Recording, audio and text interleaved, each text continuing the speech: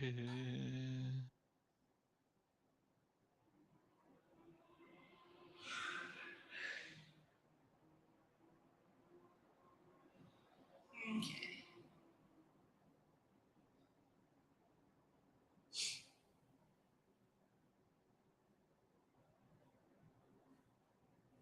invite disappeared. Oh, perfect. Get that one. Okay. All right. I'm a little flustered now. I don't know what's happening. So let's It's if you Thursday. Welcome it's to Thursday. Thursday. It's Thursday. I've kind of had a busy day. It's interesting Yeah. because earlier you said to me that you and Andrew were going to do that thing every Thursday. So it's like, oh, he's very Right. aware that this is Thursday. I was aware and then I wasn't aware. And you I thought I was forgot. done with my media stuff for today, but turns out I actually had to.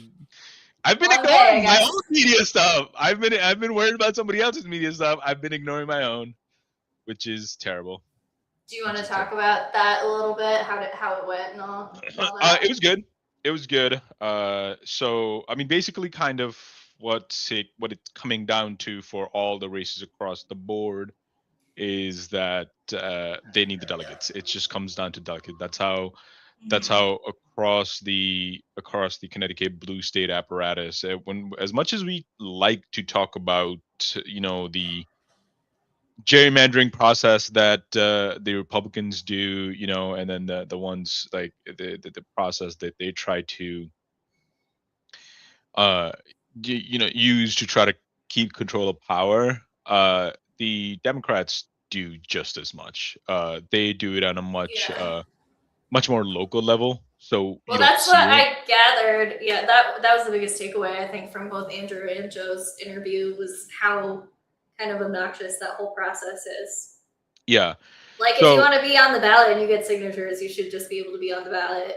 Like, right. why is it so complicated? And even though like Andrew's been out there and like you know working to get on the ballot, you don't really see a lot of opposition from Jim Himes or Rosa DeLauro or John Larson, because they're like, you guys are you're not big players. You can't compete with us, right? Right, You're right. we're going to intimidate like the DTC chairs, which is who really selects at the convention who can be on the ballot or not.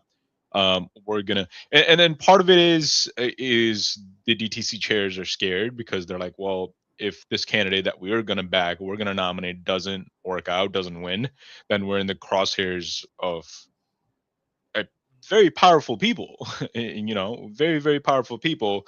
And then the other aspect is, well, she's the chairwoman of the Appropriations Committee. That is an extremely powerful position, and people want proximity to power. Oh yeah, they could throw the thing around like, well, yeah, I know Rosa DeLauro. Yeah, I know Right. her.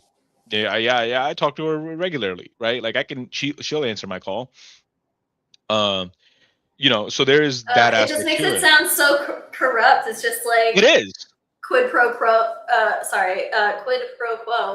Yeah, all the but way. but Like it's you like a get me into one-way street. office, then I'll give you money once I'm in office so that you can give me money to keep me in office. Like, Yeah, okay, but cool. realistically, it's been a one-way street because like like the answer you got to ask them is like, if I'm a candidate, I'm like, well, what's she done for you?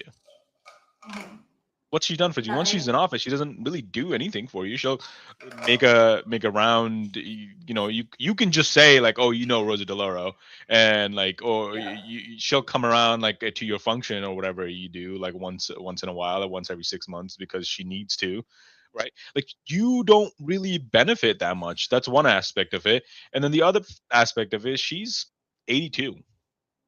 Yeah. Okay, maybe she wins this I mean, she term. needs to step back. She. Like, but like in a But they realistic never gonna manner, learn. How many have yeah, to no. die in office? Like. Yeah, like you know what I mean. Like so, he's like if and this is kind of the way I phrase it is like, well, listen, you realistically have the power, and you have a power right now. There's no other candidate challenging her. I'm a young candidate. This is how I would phrase it, right? If I was Andrew in this campaign, I'd be like, well, uh, if you elect the Rosa DeLauro again, you are essentially giving up your control over the situation, because there is a very high likelihood that she could die in office, as many others are, right? Then now you have this wild thing that's going to happen, and it's literally like, it's a toss up. You might get a Right. candidate that will work with you, might not, right? Whereas right now you could elect me and put me on the ballot, because once he gets on the ballot, if he gets on the ballot, he is winning.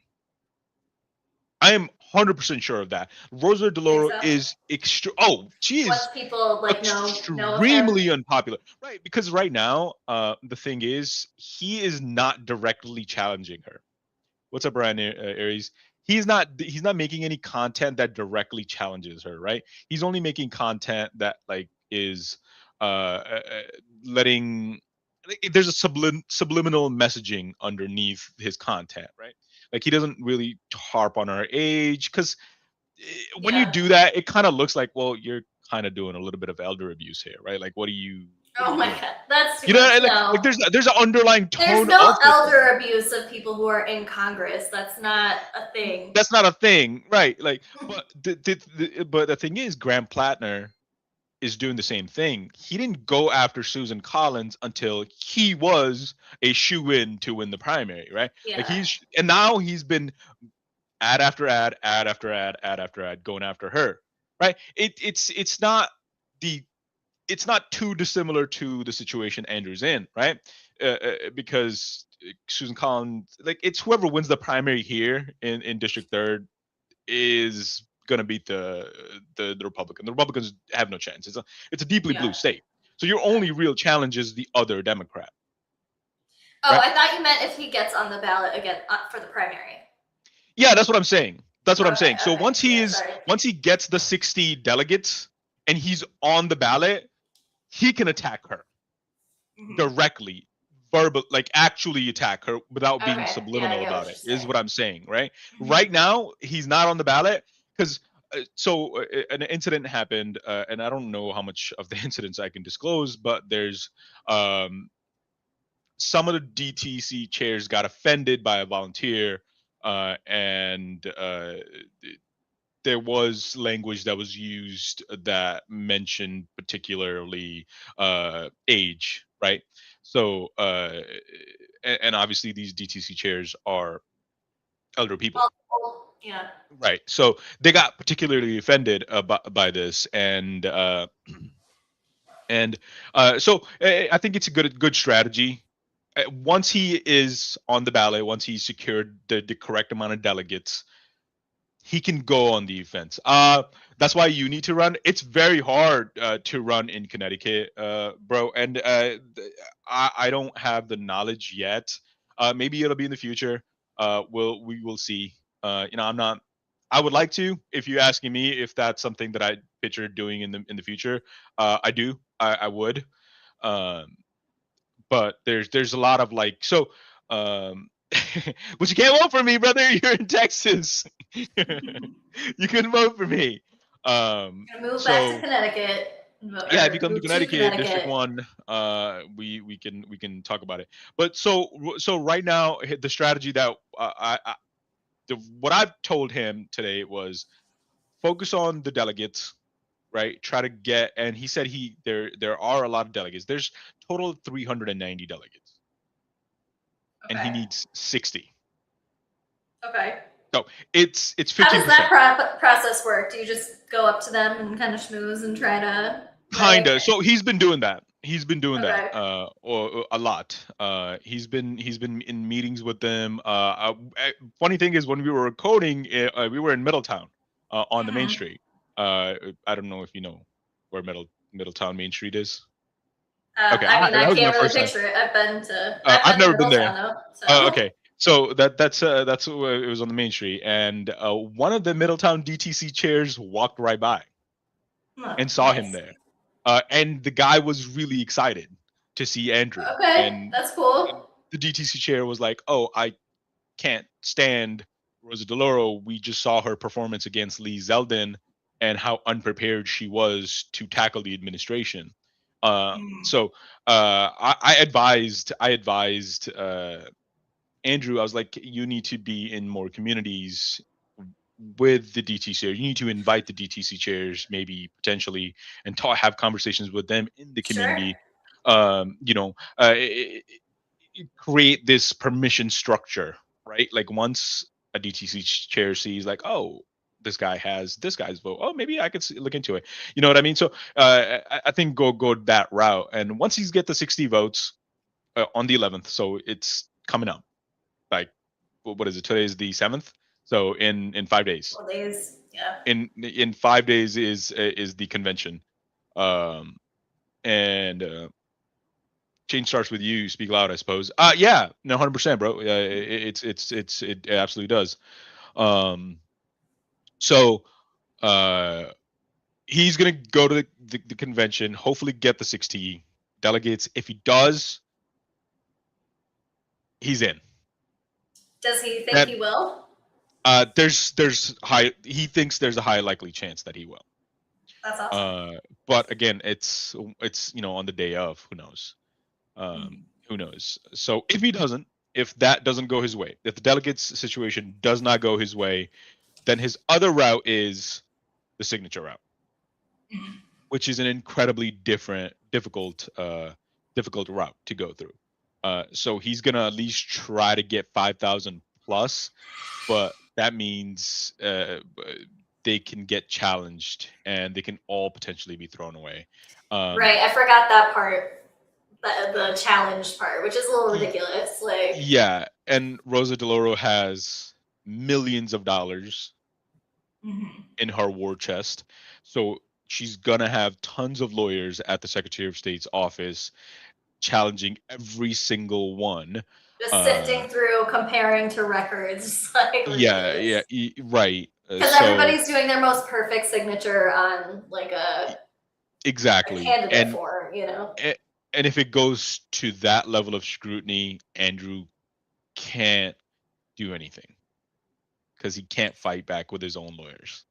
Right. He doesn't have the millions of dollars that AT&T has given Rosa DeLauro to fight. You know what I mean? So, so so if it comes down to the ballot, then it's a very low likely chance that he'll be on the ballot. It's a very low. But the other thing is hope for the delegates. Yeah, the delegates is the route.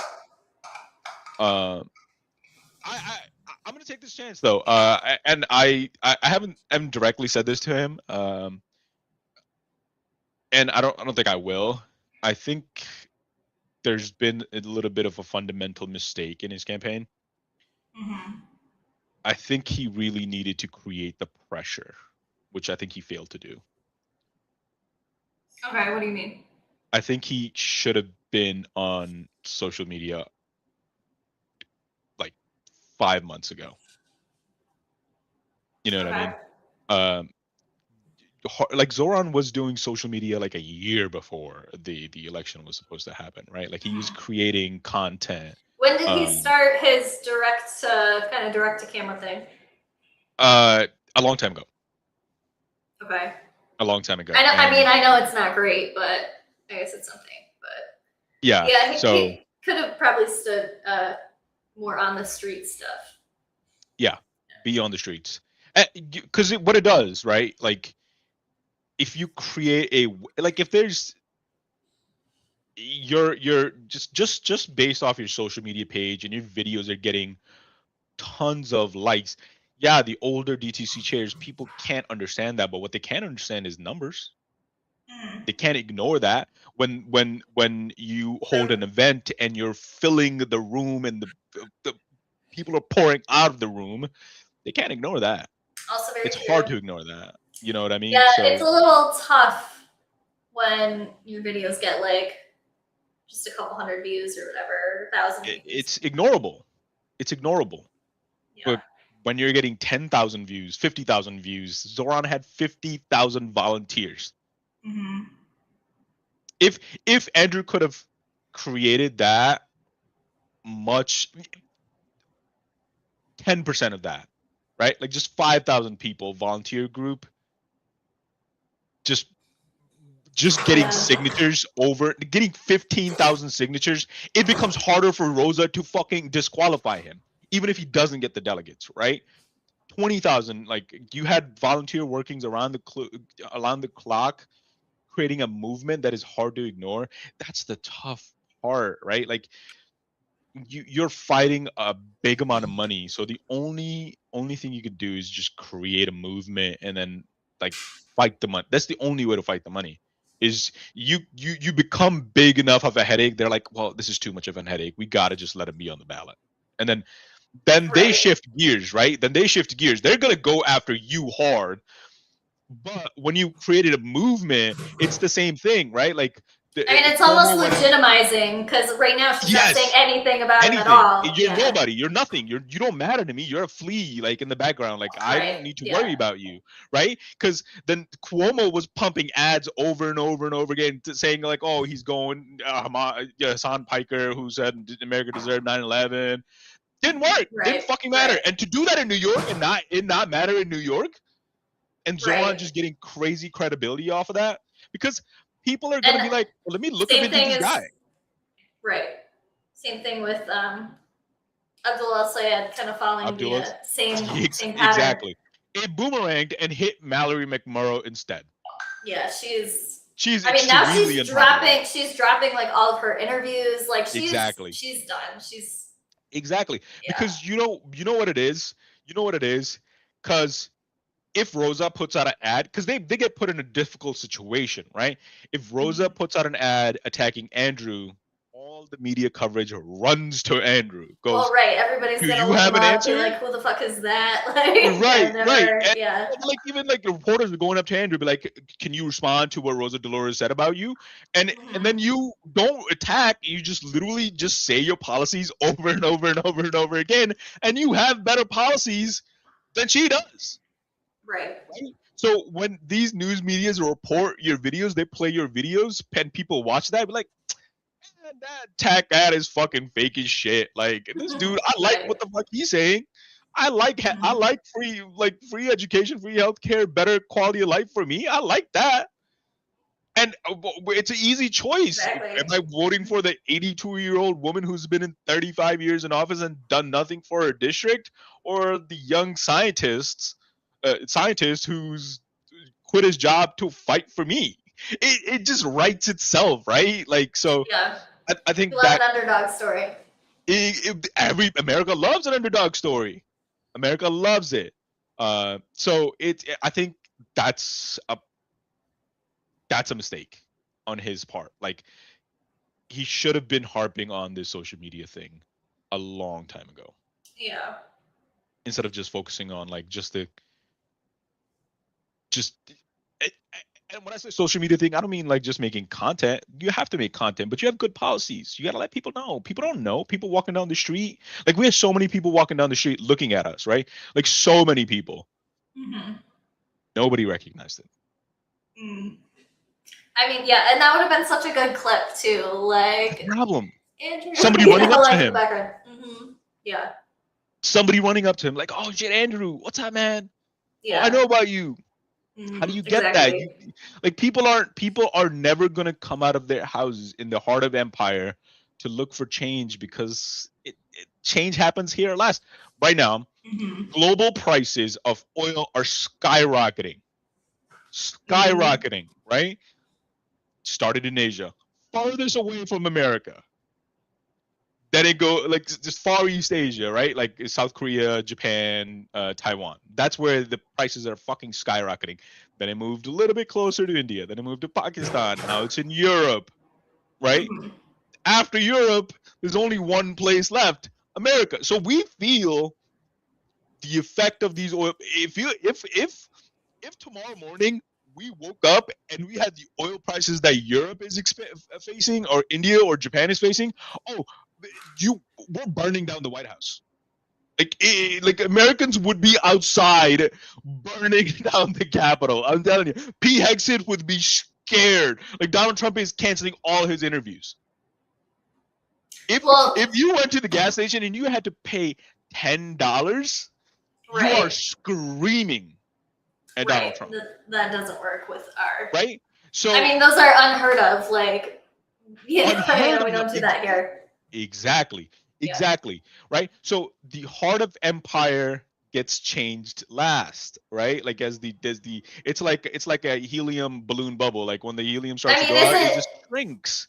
is it not coming though? Like from Oh, it's everything coming. I've heard, I was gonna Oh, say it's coming. it's only a matter of time. Plus, It's like only a matter of I time. mean, towards the beginning of the week, I kept seeing like the administration bragging about exporting our like Yes, emergency stash, basically. So it's yeah, like, it's wait, why are coming. you? I'm like, wait, why are you bragging about that? That's Yeah, yeah, like yeah. we're not Oh, supposed to be an exporter of no, oil. Like, what right. are we doing? Right. I don't know. No, it's coming. Quincy Institute today is that's a very good institute. Quincy Institute. Their reporting is excellent. Their think tank work is excellent. Reported today that gas today was more expensive than when the war was active. Right. The I think on Monday we saw a highest jump in gas, 30 cents from 409 to 439, a 30 cents jump. This is one of the highest jumps we've seen um eh, in the past decade, even higher than it was under Biden. So and Americans are screaming. You understand? And if it doubles, I'm telling you, if which is going to, I think the Chevron or the Exxon CEO literally was like, "Oh, we expect the price of oil to increase much higher in the coming weeks, especially after today when we just attacked Bandar Abbas and parts of Shahabad port." So you think Iran is like gonna go like, "Oh, you attacked us? Okay, we're fucking you up." Like they just 2 weeks ago attacked with, well, they're denying it, but who knows? So attacked the UAE oil facilities, and which the UAE listened to Donald Trump and got away from OPEC, which is huge news, which is the start of the breakup of OPEC, which is massive, massive, massive, massive news. It didn't get nearly covered enough because so much other stuff is happening. Um, Yeah, I'm trying to find what you're referencing, but the there's a Quincy lot. Institute? Well, I have the Quincy Institute, but like a specific. It's on my Instagram. I don't know if you're able to grab it from there. I can. Yeah, yeah. No, Are you able to grab it, or do you want me to send it to you? I'll be able to get it. Yeah. So it's a little graph. It's literally a graph they have put out. So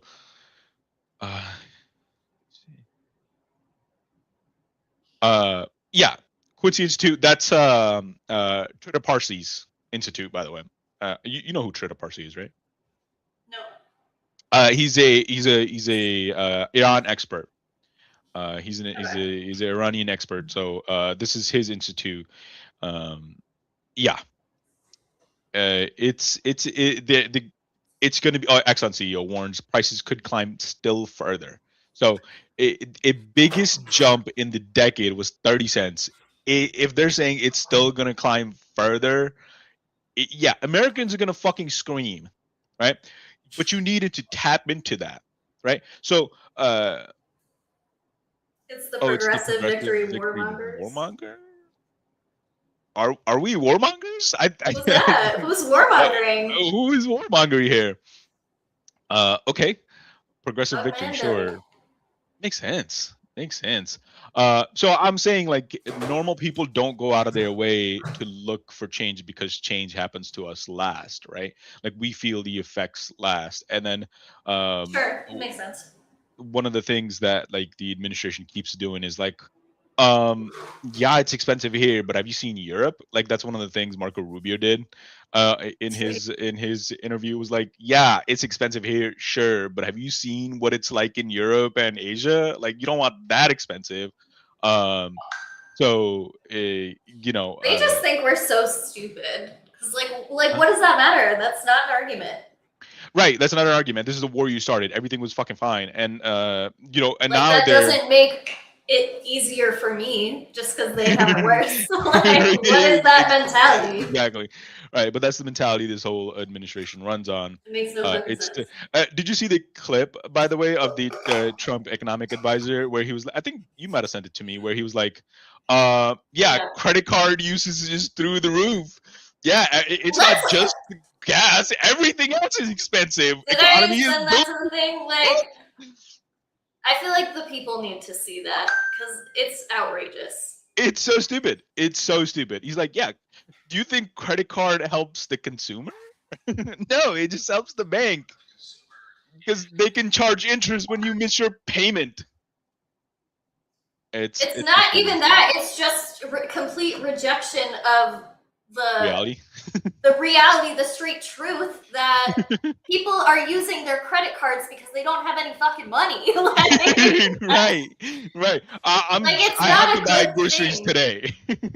Like, I'm sorry, I just have to buy groceries today. In all cylinders, just like the corporate sector you're seeing in the earnings reports. And they're doing that because they have so much money in their pockets. In fact, I had the head of one of the big 5 banks in my office yesterday going through the credit card data. And just as Secretary Bessent said, credit card spending is through the roof. They're spending more on gasoline, but they're spending more on everything else. That is objectively bad. Hey, Bugman Billy, I think you're probably a Trump supporter, right? Can you give us your thoughts on Trump's top economic advisor saying that Americans are spending more? Do you like that? Are you a fan of that? I just need to know. Like, do you like that? Credit card debt? Are you pumping for that? Is that what you voted for? Because to be clear, I don't want to hear any like, oh, well, it's financially smart to use your credit card and then pay it off. That's not what we're looking at here. That's not what this data is looking at. No, he's just saying you're paying more.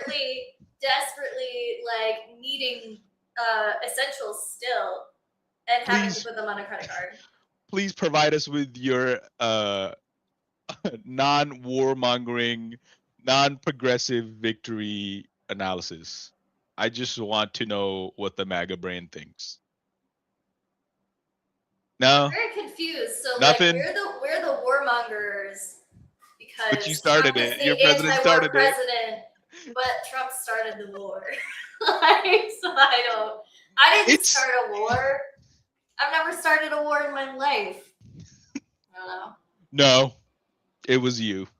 Fess up to it. Admit it. I did it. It wasn't Trump. It wasn't Trump. It wasn't Israel. It was you. I told Lindsey Graham to tell Trump to go to war with. But why use credit card? It's because you don't have cash. It's because you don't have money in your bank account. You have to, like you're forced to. You're forced to do it. Because they're spending on things like groceries. So. Yeah. No, it's like he's not even just talking about gasoline. It's literally they're spending more on gasoline, but they're spending more on everything else too. So more and more people are using credit card to buy everything. Anything you could think of on a normal day-to-day basis, it's that. They have to use a credit card. They just have to. They have no other option. Either they starve or they go into credit card debt. So it's trying to twist it as if like, oh, people they're spending more on gas, but also like everybody's participating in the economy so much. It's amazing, but that's not reality. And credit card usage doesn't help the average consumer. It just helps the banks, because if you miss your payment, they can just charge you more. Right? I want to see the comments. That arrogant, smart, like who is this by? Midas Touch. I mean, Midas Touch. Like it's still a good clip. Yeah, they think they can like make people. And this is exactly it. Putting groceries and gas on credit cards is a sign that people are going under. How long can a family survive this way? You cannot, because credit card APRs are 30%. You're gonna drown. Yeah. Exactly. It only benefits the banks. But some people have no option, right? Like some people have no option. Like you're working a minimum if you're in poverty and working, right, that means you're making about $18 to $19,000 a year. You're working full time. Like that's a full time job for some situations, right? If you're making $18,000 to $19,000 a year, you're making about $1,600 a month. That's what it literally comes down to, like $1,700 a month, right? In some situations, that's your rent. So once you paid the rent for the month, that's probably the average.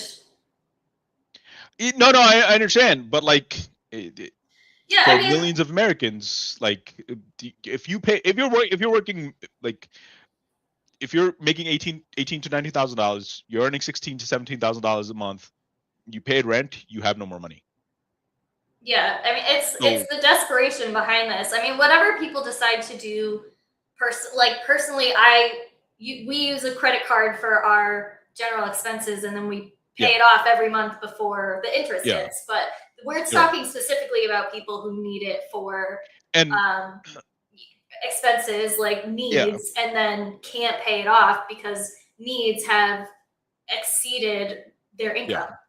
Yeah, and I'll try to explain it to you too. Is what was the number Keds put out? What is it, like 14 million people go in and out of poverty every year, right? Like it was 14 million. Mm-hmm. So 14 million Americans are dealing with this. So it's a very big effect when it's 14 million people. When you're talking about hundreds of thousands of dollars, hundreds and thousands of dollars per month for a lot of the basic necessity things you have to do. So that number compounds very, very fast. And now that's to say, we're only talking about people that are making 18,000 and less. Now, imagine you made 25, right? You're not that much better off. Like, you paid your rent, but you only have a couple $100s left. So maybe you can scrounge by, but now you don't qualify for Husky in Connecticut, for example. So now you have to pay for healthcare, or you go without no healthcare. Now, if you have a child, right, and a child gets sick, one doctor visit, $150. That $100 you had saved up for your expenses for the rest of your month, gone. Gone. No, children get sick. You get sick. It's the thing that happens, right? So it could be that. It could be a car part going out. Like exactly. Anything. Like you have to go to work. America is not accessible by foot, and our transportation sucks. So you have to have a car. And you're only making $25,000 a year. You don't have a fancy good car. You're most likely driving a 15, 20-year-old car. I mean, it could just be. It doesn't even need to be that it broke down. Just regular stuff. I mean, a new set of tires is like an oil change is like $100. $800. Yeah. So gone. You have an accident at work. Now you can't go to work. Done. Like, right. This is the reality that we live in, and this fucking goofball looking fucking donut eating chud ass motherfucker. Do you see the comment that says Colin Robinson? Very, very accurate. Right. And he's over here with a fucking smirk on his face. He's talking about, well, everything is expensive. Ha ha ha ha! The economy's working. Like, everything is expensive. I mean, it's an attempt at a Stephen Miller level twist, right? Like, we see the reality, but we're gonna tell you the reality is something totally different.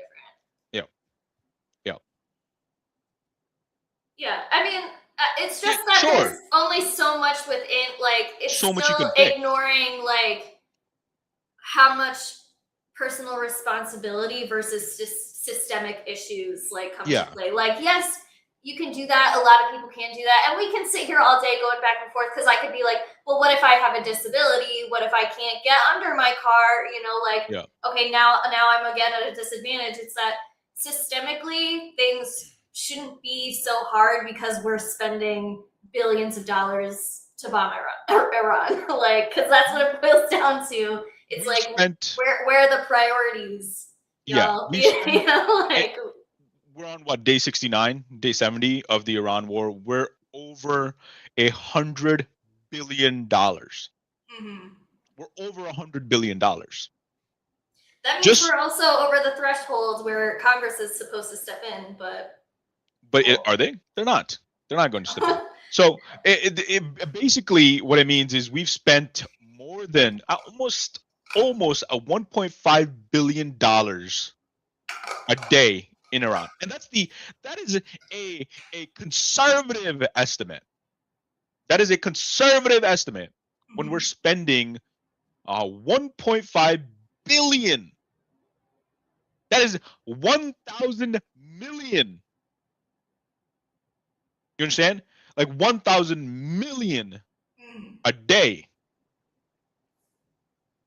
That's an insane amount of money. On top of that, the Appropriations Committee has just been handed a bill. I don't know if it's passed it. I don't know if it's still in the committee. I don't know what's going on with it. They want $1 billion from the taxpayer to pay for Trump's ballroom. The ballroom. Yeah, they're never beating those allegations that was staged, the shooting. 1,000 million they want for a ballroom while people are starving. Mm-hmm. While people are starving. It's literally a slap in the face. Exactly. So if you are still here, Bugman Billy, I'm pretty sure Bugman Billy's gone. took off. Left his comments and was gone. Can you express to us how do you feel about Trump getting a ballroom? I would love to know, please. Yeah. It's just insane. Yeah. No justification for such things. But any of it at all. Yeah. Okay. Yeah. So going on a tangent. What else? I don't really know, like, as of today, what happened with Iran.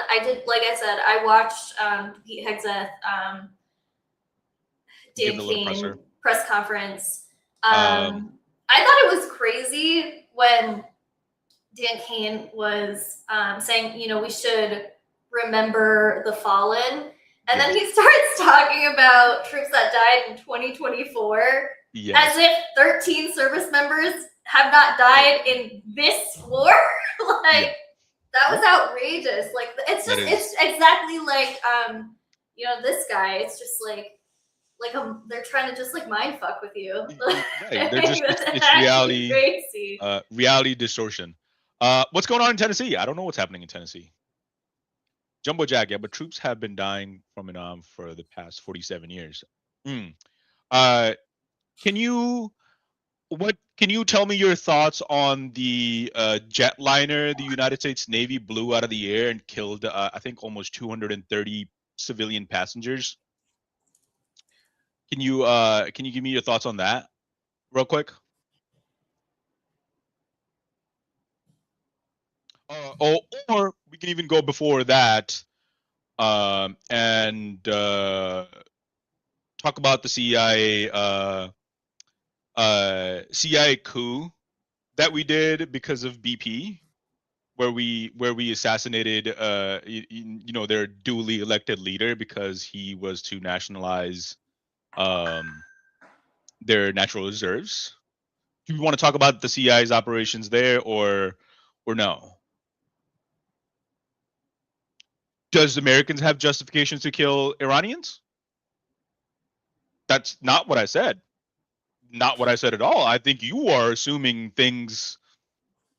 Soldiers, yes. Well, the IRGC are soldiers, right?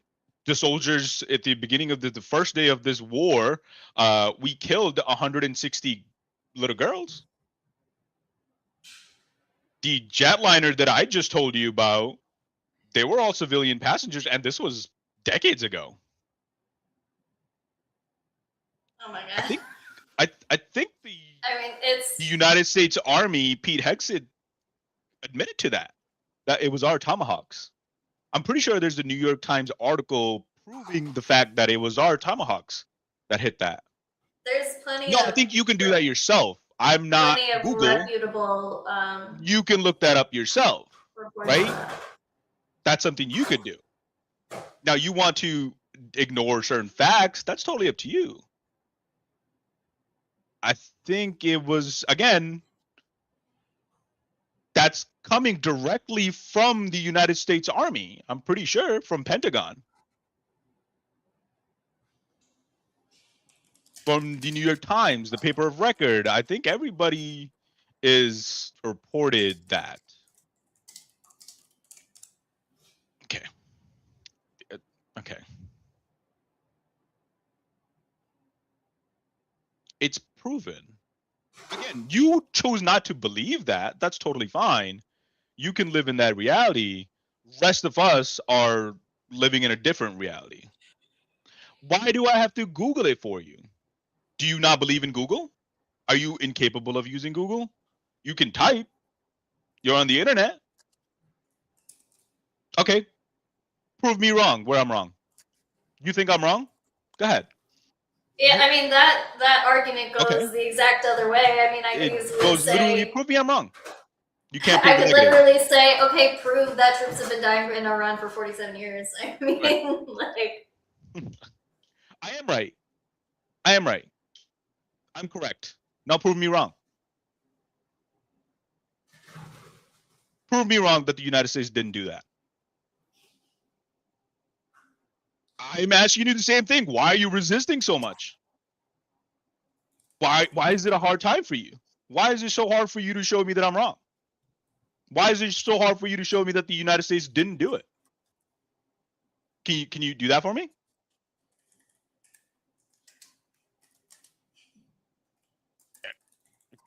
How can I prove a thing that potentially didn't happen? Okay. Okay, man. Okay. All right, it didn't happen. Hey, Star Spangled Banner, brother. United States is the most moral army in the world. You got it. You got it. All right. Where were we? What do we want to talk about? He's just here to argue because he doesn't live in the real world. I have a good reason to believe it. If you have proof, boom, you win with it. What's your good reason to not believe it? I mean, I don't believe that happened at all. It's like. Okay. You don't think civilians have died in this war? Okay. What do you think happens when you bomb a school?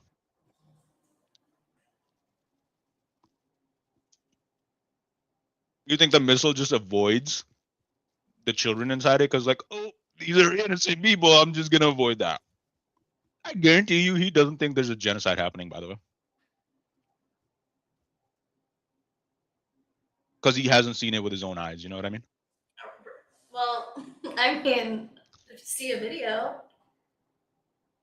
I went to school on Saturday. Yeah, they're not in the US. I mean, everybody is different. Do you know other countries go to school on Saturday, right? I've gone to school on Saturday. Yeah, do you want to do the social media thing or you don't want to do it? Yeah, we can. No, it's totally up to you, whatever you'd like to do. Okay. Okay. I mean, if you are skeptical of it, maybe you should go look it up. So research if it happened or it didn't happen. All right. I believe it happened. I don't have to convince you of that. Right? So you have to convince yourself there's a claim out there, whether that claim is true. I would pull up a source, but then he's just going to be like, oh, that source is bullshit. So I don't even want to, like... Do you see where this goes? Right? Like, see where this goes? I don't have to debate you. This is not a debate. It's my show. I say things on my show.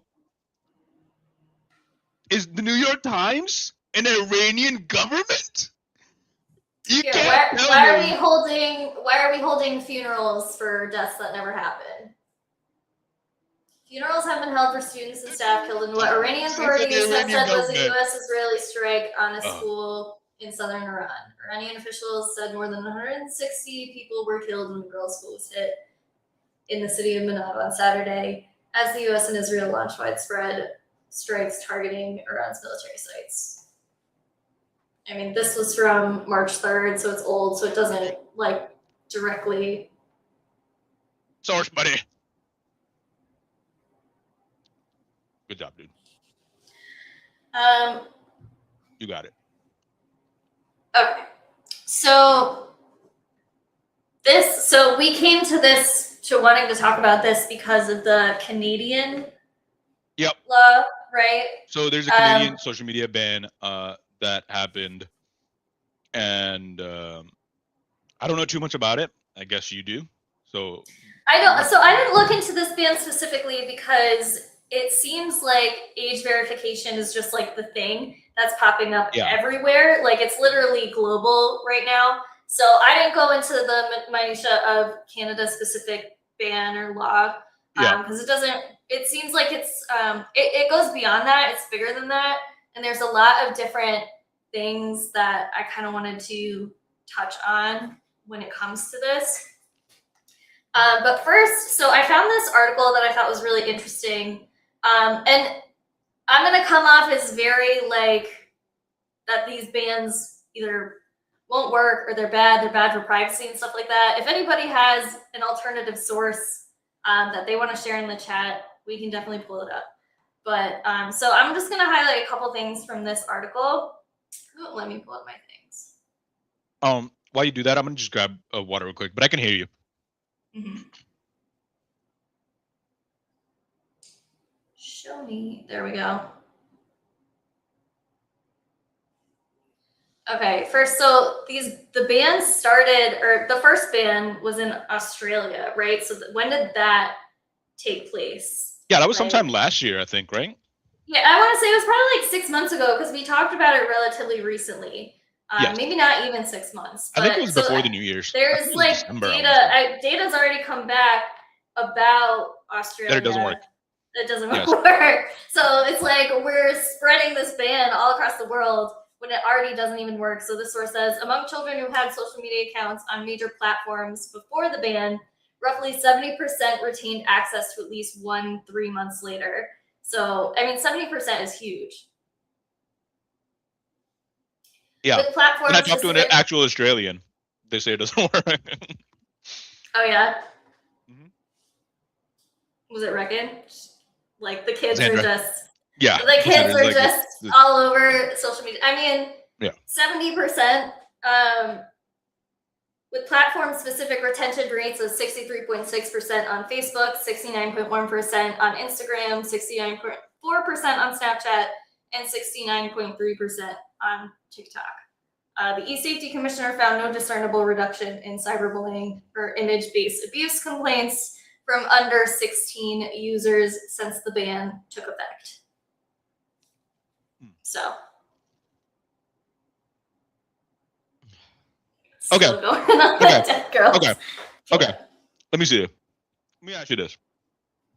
Iran launches a ballistic missile that hits a school in Charlotte, North Carolina. Kills 10 people. The United States government reports on it. Do you think the Iranian people go, I mean, that was the BBC reporting it. So the BBC has a responsibility to vet their sources when they're reporting. Like, they're not gonna just, and I mean, they're not an extremely leftist organization at all. They frequently deny aspects of the genocide. What do you mean? Okay, do we hate the BBC? Like, okay. All right. Sure.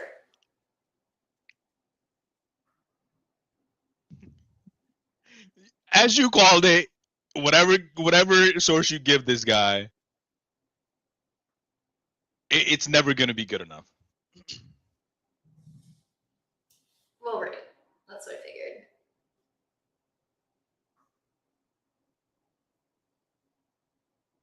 Kind of lost the plot. Don't even know what my other thoughts were. Oh, it was? Yeah. Anyway, I do have a couple videos if you want to watch about social media addiction. Yes, we can watch this. I don't know. We can kind of go back and forth I have a Taylor Lorenz that we don't have to watch the whole thing of, Okay. because I know she can be a little controversial on the tech topic. Yeah. She can be a little like pro tech and anti tech at the same time. Say that, but. Yeah.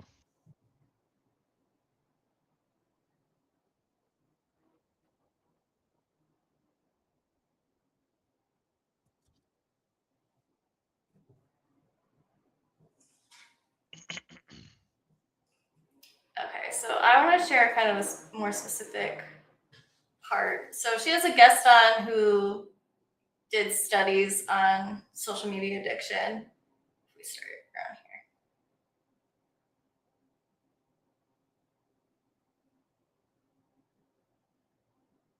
here. Of addiction, so are people at risk for? Do you believe Amnesty International, or we don't believe that, or they're too leftist for you?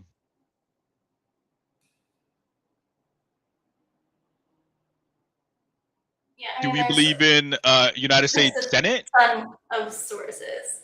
Do we believe that?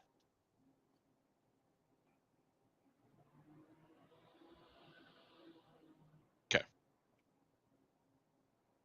Human Rights Watch.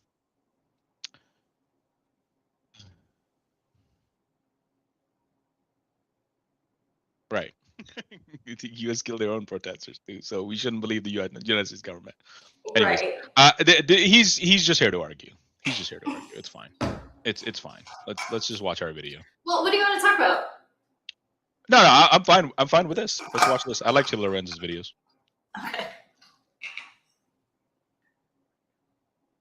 Here, I'll just start from the beginning so we get context, and then I'll finish it a little. People thought that they were addicted and would call. What? He said facts are facts, but I was like, but you don't believe in facts. You question facts. That was Orion. Oh. Well, he called themselves addicted, even though they weren't. They did not fit into the category of actually addicted to the app. Over the past few years, the language of social media addiction has taken over the media. Despite these inflammatory news reports, a big new research paper containing 2 major studies found that not only are a lot of our perceptions around social media and addiction completely wrong, framing social media use as an addiction itself is actually extremely harmful and makes it even harder to moderate our use of tech products.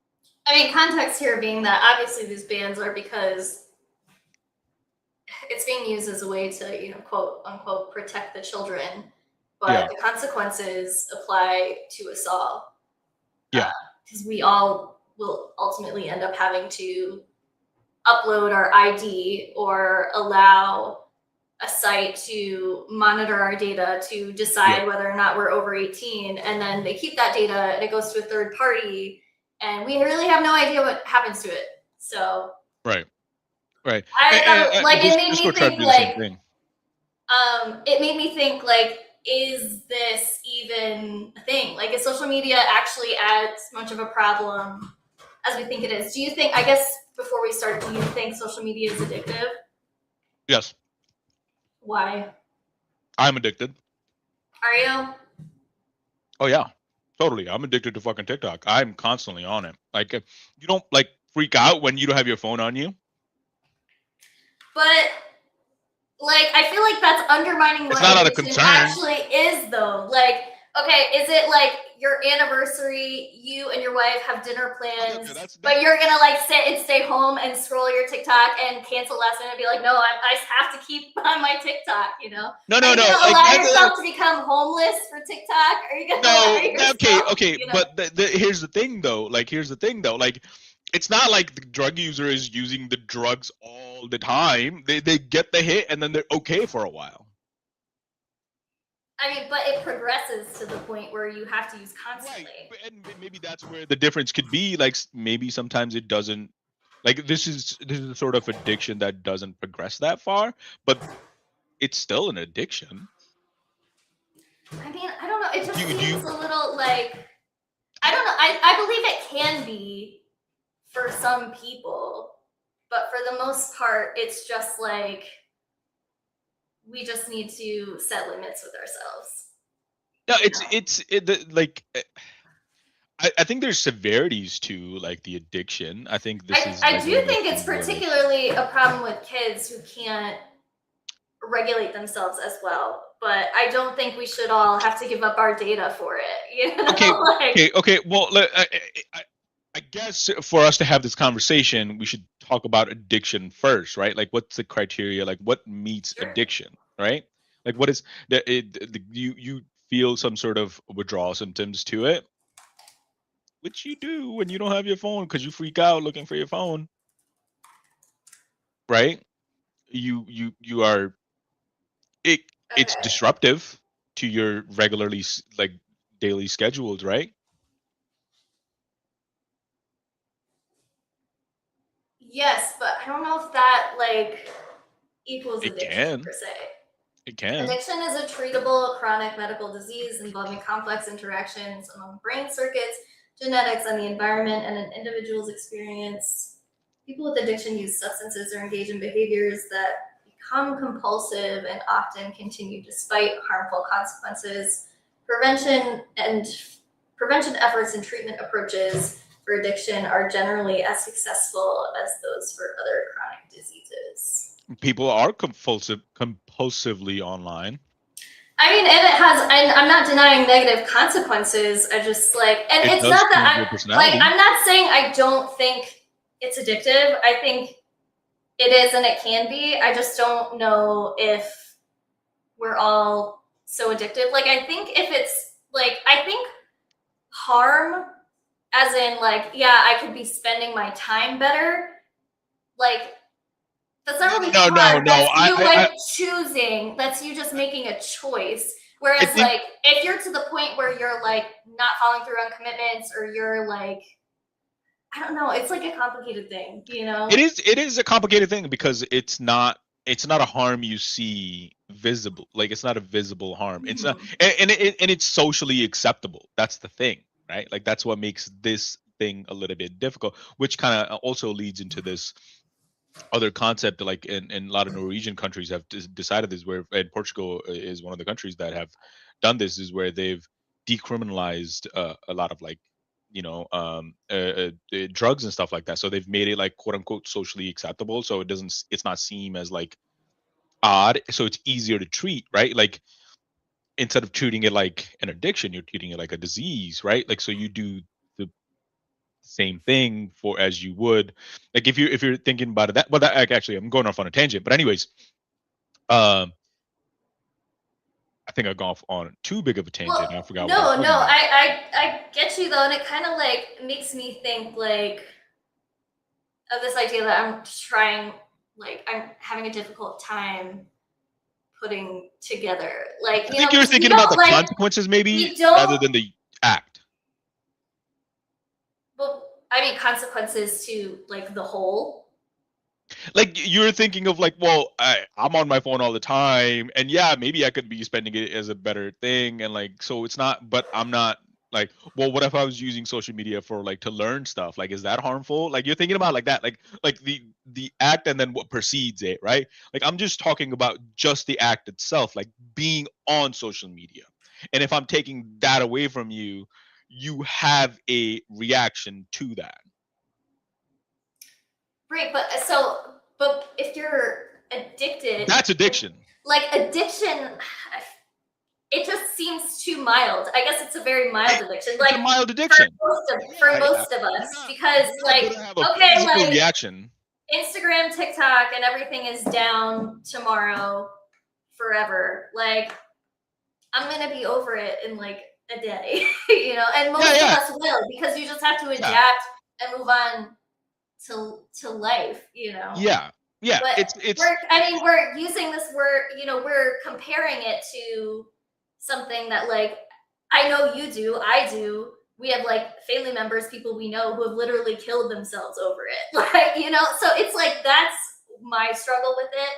And I also feel like on the broader, like, systemic, it's like we are taking this thing that applies to some people and might mostly apply to kids, so there has to be some sort of, you know, protections against that.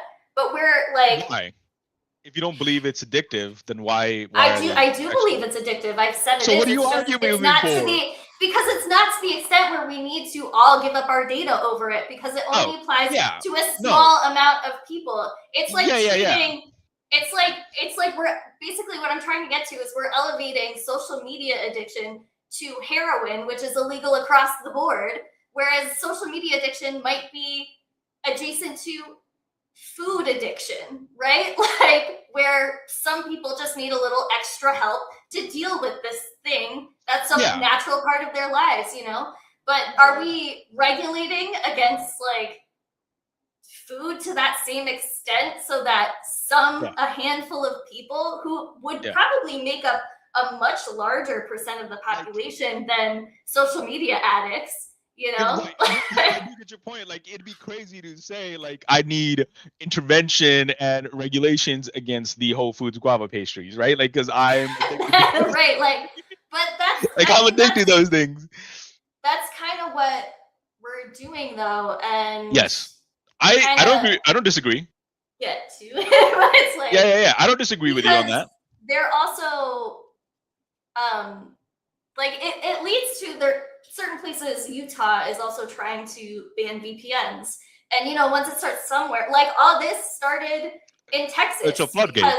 Because they wanted to put, you know, of course, fucking Ken Paxton wanted to sue to make it so that kids can't access porn sites. Because, you know, that's the worst thing. And then the Supreme Court, of course, they saw it and decided that, oh, well, we have to protect the kids so you don't have to meet strict scrutiny. So, like, so they took it away from, like, a speech thing and made it just like, oh, as long as we protect the kids, you can be, at the time, they called it mildly inconvenienced. What's going on in the chat? I'm ignoring the other dude because he's just fucking nuts. Okay. Anyway. Yeah, let's look at what Cairo says. I'm just looking at Cairo. I mean, he's more qualified than me to speak on this. It's just like my kind of thoughts on it. Okay, social media is designed. Oh, go ahead. No, you do it. You do it. Social media is designed to be addictive, but also is alcohol and THC, gambling, modified foods. The issue with social media is much more obtainable and accessible than others besides food, unless you consider financial aspect.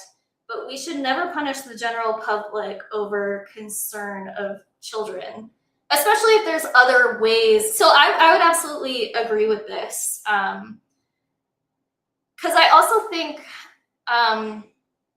particularly with the children, it seems like a lot of it stems from other things. Like, yes, social media addiction exists, but does it exist in a vacuum? And this is more complicated too, because addiction in general doesn't really exist in a vacuum. Like, happy, fulfilled people generally don't go on the street and look for some heroin, right? Like, it's usually because you have trauma, because you are sad, but like, social media, it seems like the kids who go very extreme with social media, AI, all that sort of stuff, it's because they have like, I mean, like the Meta case, like that, that plaintiff, she had, like, her mother was abusive. Yeah. And if I'm thinking correctly, if I remember correctly, she didn't have a lot of friends at school, maybe was bullied. So she's seeking this online outlet rather than treatment for that. So, like, yes, if you have these secondary factors, you're probably more at risk for it becoming addictive. I don't think you or I are truly addictive because we're not seeking anything emotional from it. We're seeking knowledge from it. You know what I mean? Yeah. So that's what I'm saying. Like, and I'll go back to the Taylor Lorenz video because they kind of talk about this, how it's like the potential harm from overusing that term addiction. So I'll just go back to that. Sorry, I did kind of rant a little bit. I don't disagree with you, right? Like, like, you don't suddenly, like, you have a happy family, happy wife, whatever, your partner, your kids, or whatever. You're in you're in a satisfied life. You don't just wake up like, I think I just want to do meth all the time. Like, you don't do that, right? Like, of course. So maybe I do. And again, like, I don't do I think like social media addiction could get to the level of where you are same level as like meth addiction? No. Well, that's my thing. Why are we applying Yeah. That's what I'm saying. Like, exactly as I said before, like, there's a broad illegal ban on meth, which, I mean, personally, I don't necessarily agree with that either, but maybe that's getting a little too radical. I think if you have enough for personal use in your own house, you're not cooking it, you're Jumbo not Jack selling will go it. insane if you say that, dude. What? Mind your own fucking business, you know, but, you know, hey, that's not the topic of today, so You want to just give meth to children? What? I do. Yeah, that's going to be my platform when I run for president. So, yeah. You want kids to be crackheads? I wouldn't be the first person to give kids meth. Like, that was the first round of, you know. Done that. CIA has done all this. I'm sure there's some sort of study where we can look up like CIA feeding, you know. Oh, now he's paying attention to the actual topic that we're talking about. Because I said something ridiculous. But to look at the thing he fucking says, really you do, or are you joking? Who fucking says they want to give meth to kids, dude? Who is serious about this except for the fucking CIA? What do the kids say? Media literacy is dead. Like, people can't understand like satire, sarcasm at all. He's a debate Andy. We lost it. What? Anyway, why do they? This guy and Liberty. Why do people always go to trans? Like, he's just he doesn't even know a single fucking trans person. He's so obsessed. Trans people. It's so weird. Obsessed. It's so weird. It is the weirdest fucking thing ever, dude. I don't understand it. It doesn't impact that. Let them live. Their life. Leave them alone. I don't want to. It's the most obvious example of mental insanity. Wow. Okay. Anyway, Ian Anderson is a researcher at the California Institute of Technology who conducted the study. Okay, if you don't like the word addiction, what word would you say is a more appropriate? Overuse? Social media overuse? I think that if I remember right, I watched this a while ago. They actually kind of go into that a little bit, but could call it overuse. Bad habit, like bad habit, right? Like I think that's like I have a bad habit of using too much TikTok. Okay. Right. So now like take control of that and set a limit for yourself, right? It's like I know it's a slippery slope with that because obviously I 100% agree with the definition that I read. It's it's a brain thing. It's a medical disease. It's not a personal failure. Addiction. Maybe it's a behavioral thing, I think, rather than more of like a physical thing, I would say.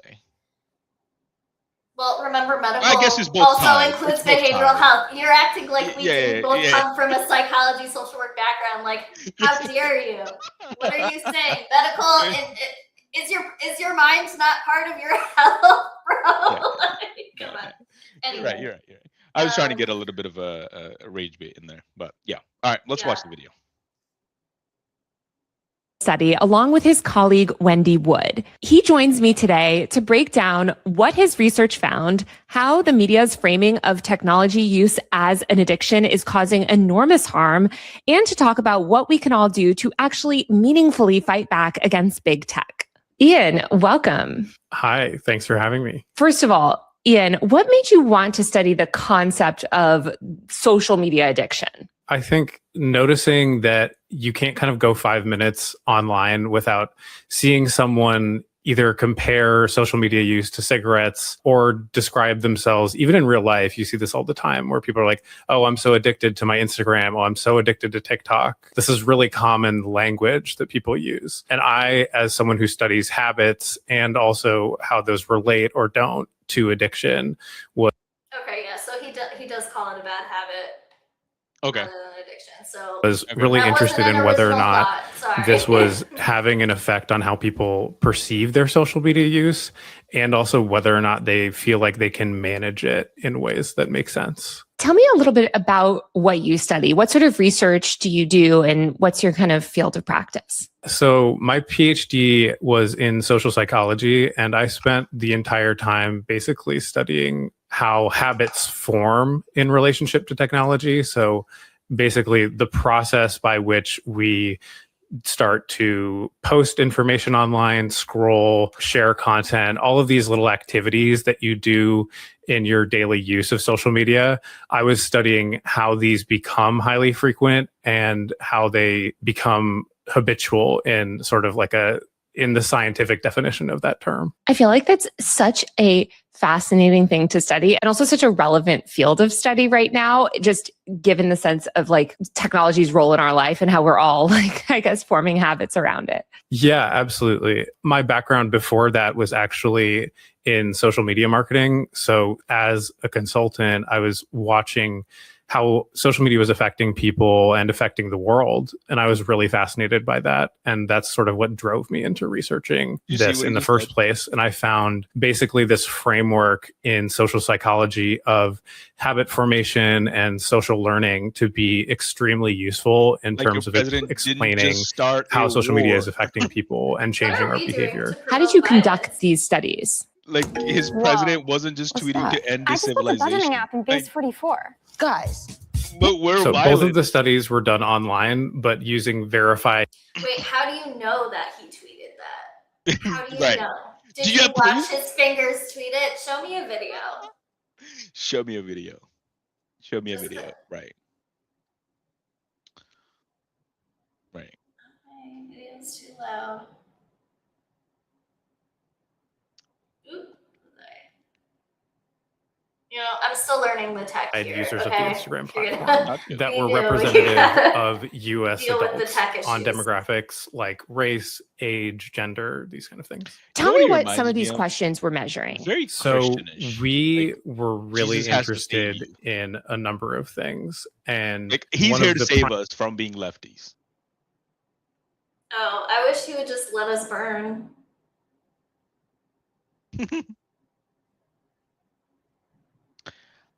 Yeah. Primary things that we're interested in was actual symptoms of addiction. So are people at risk for Instagram addiction? Defined how the clinical researchers are currently defining it. We used a scientific scale that had 6 components. So the 6 questions. The first is, if you spend a lot of time thinking about Instagram or planning to use it, do you feel an urge to use it more and more often? I don't feel that use urge it to forget about your personal problems. Like, does he mean use it? Like, does he mean use it like just go on it, or like actively participate in like posting? I think just use it, like scroll. Like when you're not using Instagram, are you or TikTok, are you thinking about using TikTok later? Not just because you sit down and you're bored, like you're actively doing something else. Are you thinking about, I can't wait to go on TikTok, you know, like can't wait till this is done so I can go on TikTok? Like, that's not like that's not a like a thought that I have. And, right, because that's a little more extreme than just enjoying. Yeah. And like wasting a lot of time on it, you know. Like, to be fair, like I waste a lot of time on TikTok. I will admit that. Yeah. Kara said, I disagree. I do believe social media can be an addiction. Can it be a harmful habit? Yes, an addiction is the end or extreme of the habit spectrum. There is no Instagram addiction, but there is definitely social media addiction under the wide spectrum of internet use. Again, I do agree. Yeah. I think, like I said, kids who use it to the point where they are harming themselves and stuff like that, like, what else would you call it? Like, obviously there's something there. Like, and later on, I mean, I've seen Taylor in other videos say, like, reject even that notion, but I feel like, and she says it, she justifies that by saying, like, these people have other things going on that maybe led to their decision to end their lives or whatever it is that they do. But that's where I would liken it to addiction, because that's what people who are in a severe addiction do, you know? I don't know.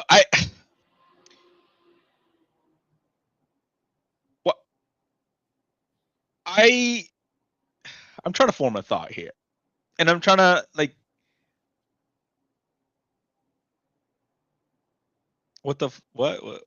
I am getting distracted way too easily. Okay. What the fuck? Sorry. He likes the message on the screen, so I put his message on the screen. Oh. I thought you was talking about like Kyra's message. I'm gonna read Kyra's message again. I disagree. I did have that on the screen. Yes. Okay. Sorry. Go ahead. I disagree because I had a thought and it kind of stuck with me and I was kind of like half listening to you and half thinking. So, Cool. but I did listen to you. I disagree. I do believe social media can be an addiction. Can it be harmful habit? Yes. Are you saying like, can it just be a harmful habit? Yes, and not be an addiction. An addiction is the end or the extreme of the habit spectrum, and there is no Instagram addiction, but there's definitely social media addiction or the wide spectrum of the internet use. Yeah, like I think, yeah, right? Like, and then you said something. You said something about like the content on the usage can bring possible harm to children, right? Like that's what you said. Like the use of it can alter and bring harm to children if they use it too much, right? But it's kind of the same thing. Like I feel like this is more in line. The way I think about it is like the anorexia and bulimia pandemic, Okay. right? I see it more of as that, like That's- that. Well, that's a great example, actually, because that is, well, it's complicated. Go ahead, say what you're gonna say, because now I'm thinking two different things. that kind of originated in large parts to the unreal expectations that a lot of women saw in magazines, right? Like, so they saw like, and then we've studied that for a long time, right? Like we've studied the impact of like seeing unrealistic images of women consistently over and over again, whether it's media or any of the like TV or any other media form, and we've seen how that has impacted. And all that stuff's on social media, so the harm is absolutely there. I would never say there's no harm, no harm done, you know?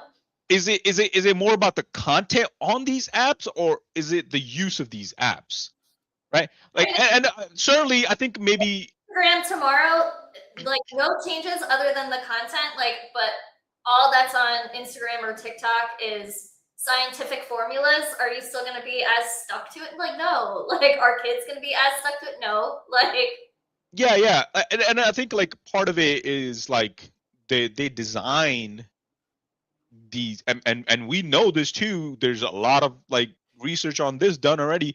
The way they're designed is to target your dopamine receptors, so you continuously do scroll, and like the algorithm kind of feeds you into the things that like it thinks you like, right? So it continuously feeds you into that. I think it's in the harm is there, but I don't know. I think we're kind of battling with too many different topics. No, not even semantics. I think like, I'm kind of going. yeah, like are we talking about the content? Are we talking about the use of it? Are we talking about the harm from the use of it? Right? Like where is the thing? Oh, Kara sent a bunch of messages. Adults are of concern, sure, but the primary concern for internet addiction is children. They've been systematically failed. COVID locked them inside where their only source of pleasure was internet. Yep. I don't disagree with that. And the ability to engage in things like after school programs such as sports has become something locked behind a financial barrier. Yes, private equity is heavily in children's sports. Has become something locked. There's a great video by Perfect Union that is dealing with private equity in children's sports. Things like after school programs such as sports has become something locked behind a financial barrier for many children. Don't really have many options outside of internet. You take some of these children off the internet platform, their behavior is withdrawal, attention difficulties, their dopamine circuits have been altered to the very fast, very stimulating content of the internet, which continues to evolve to becoming more and more stimulating. But it shouldn't be punishing to all if any. So this is something interesting. And again, this kind of will go into another thing. the actual physical aspect of it, right? And this is where I am inclined more to agree with the word addiction, right? Because the way your dopamine receptors work, the way just your receptors work is they require, if it just required one dopamine neurotransmitter to get you excited, the next time you want to use that same transmitter, it needs two. The next time you want to use it after that, it needs four. It's a compounding thing, right? So to continuously activate those dopamine receptors, you need to have a bigger and bigger rush, and you need a bigger and more amounts of transmitter. And we know social media is targeting those dopamine receptors, obviously, right? So in that sense, it is an addiction, right? Whereas like you could say like methamphetamine or cocaine, the first hit targets 100 receptors, whereas one daily use of social media is only targeting like one or two. The mechanism that is being used, the pathway is still the same pathway, right? Like whether you're running 100 miles per hour or 1 mile per hour, you're still running on the same track. It's the same pathway. It's the severity of it, right?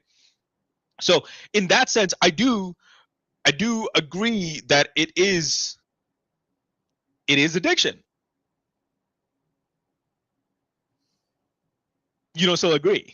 I've said it's. I've already said.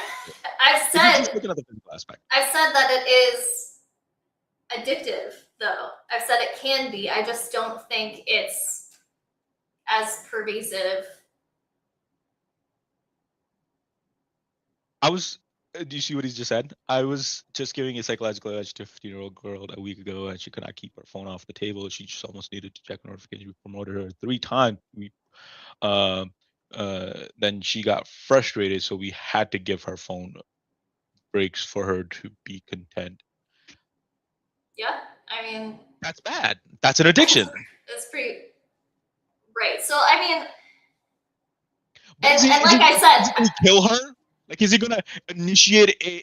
So I think it's initiating. I don't think it has to get to that extent to be considered addictive or an addiction. My biggest thing is that like we're going to like kind of like Pyro said, we're going to implement these laws that totally like write big tech off the hook or let big tech off the hook.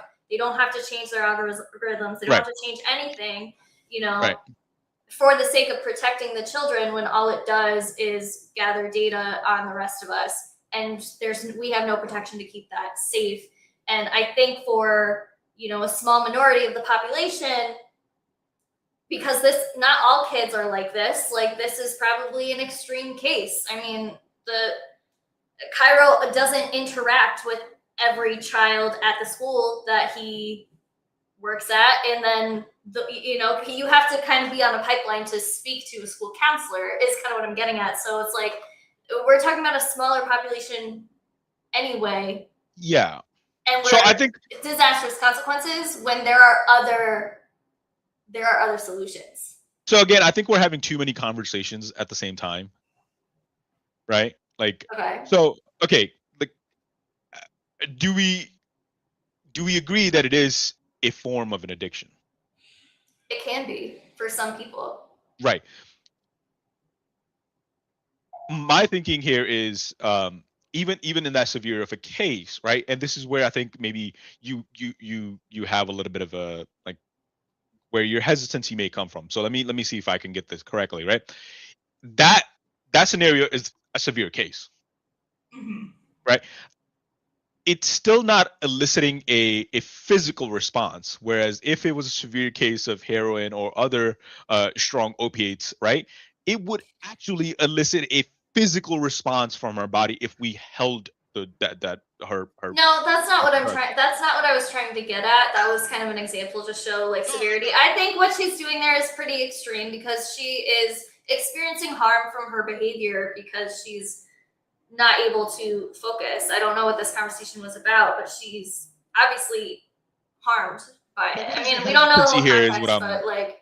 Well, what is your hesitancy here from Like when you say it I don't understand why you're asking hesitancy when I've explained. Like I've said, it can be addictive. I just don't think it is for most people. Like to the extent that we all think it's like so addictive, you know? No, I get what you're saying, but I feel like I understand what you're saying, and I'm like I am agreeing with you, but there's like this like okay, what if somebody says they're addicted, like right, like okay, big whoop, kind of like, you know what I mean, like oh they you know what like what we're using the justification that it's addictive and it's constantly harming children to steal everyone's data. Like, so okay, again, see, this is what I mean. This is what I mean. We're having too many different conversations at the same time. Like, well, because I'm trying to use, so I'm not making social media the point of this. I'm using it as a pass through, or social media addiction as a pass through. Exactly. That's what I'm trying to say. Okay. That's what I'm trying to say. I think that we're having too many different conversations. Like, right? Kyron's talking about like you guys are wrong. Like social media is addictive, right? And like we're kind of stuck on there. Okay. And then you go like, yeah, like maybe, you know, like, and then I go like, well, why are you hesitant? I think that's true. And then you say like, yeah, it is true. And then I'm like, okay, I agree with you. And then like, but the conversation that we really want to have. Social media addiction is not like medically accepted. It's not like official. That's what I'm saying. It's that's not what I'm saying DSM, because like it's not like like that's what I'm saying. In any of that. Like I think will it be like, someday? Maybe. Or will it be, or is it a symptom of other things? You know, like I think again, like I think my example kind of fits the mold perfectly, right? Like you're on the path of addiction. It's just that you're just barely walking it, right? Like whereas like somebody that's on like heavy drugs is like fucking speed running that thing, right?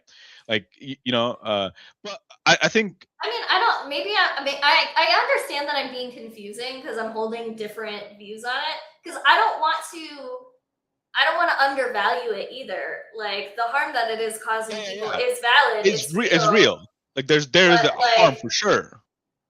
But I'm just like, surely there's other things that we can do, particularly for children, where there's already the ability to control so much of what they see. You know, obviously something needs to be done beyond parents, because parents aren't able to, whatever, I don't want to be negative, but a lot of parents aren't able to provide the supervision, control that they should be in a perfect world. So obviously something needs to be done, but age verification isn't it. The thing is too, like, and again, I 100% agree with you too, but there's another factor is too, is like children mimic, right? Like, so like the parents are stuck in on this loop too. They're seeing, like, if I had a kid, he's gonna watch me be on my fucking phone 24/7, and he's gonna be like, well, I want to kind of do what dad's doing, right? Like I kind of want to do like, because they mimic, that's how they're learning. They see what somebody else is doing and then they do the same thing. No, and then another point was too, is like, to your point, right? Like where your hesitancy, maybe I shouldn't use the word hesitancy because that triggered you. Oh, now I'm triggered. Okay. Jeez. No, well, you freaked out on me a little bit there, buddy. I don't know what to say. No, but I think because you don't want to minimize the harm that is a very real harm. Like it is a real harm, but I think what you're trying to say is like they're used in terms of like what's harmful is the co-opting of this messaging to hijack our data is a bigger harm than what social media like is doing. Right. Well, exactly. That's it. And we're at a point where our government, our Supreme Court has already said, you know, like, oh, it's just a minor inconvenience. But like, okay, so I kind of wanted to point out, I want to read this whole paragraph, this whole section. Okay, read it. The harm. So even where a ban changes behavior at the margins, it does so by imposing real costs on everyone. The technologies that politicians are tacitly relying on to enforce it, such as mandatory age verification or age estimation, represent an enormous privacy risk. Where age verification technology is mandated, mandatory ID submission is required for all users. whether children or adults. In other words, the system would require tens of millions of Canadians to submit their ID to a third-party provider in order to use social media, or AI if extended to chatbots. These providers are typically outside of Canada, same thing in the US, which makes it difficult to apply Canadian privacy law to the data collection. Again, same thing in the US. Yeah. A security breach for any such provider. Anybody want to guess what country? What? So, I was just making a joke. I was like, anybody want to guess what country these data storages are in? Israel? Yeah, I think you got the cookie. Well. Yeah. Yeah, I mean, of course.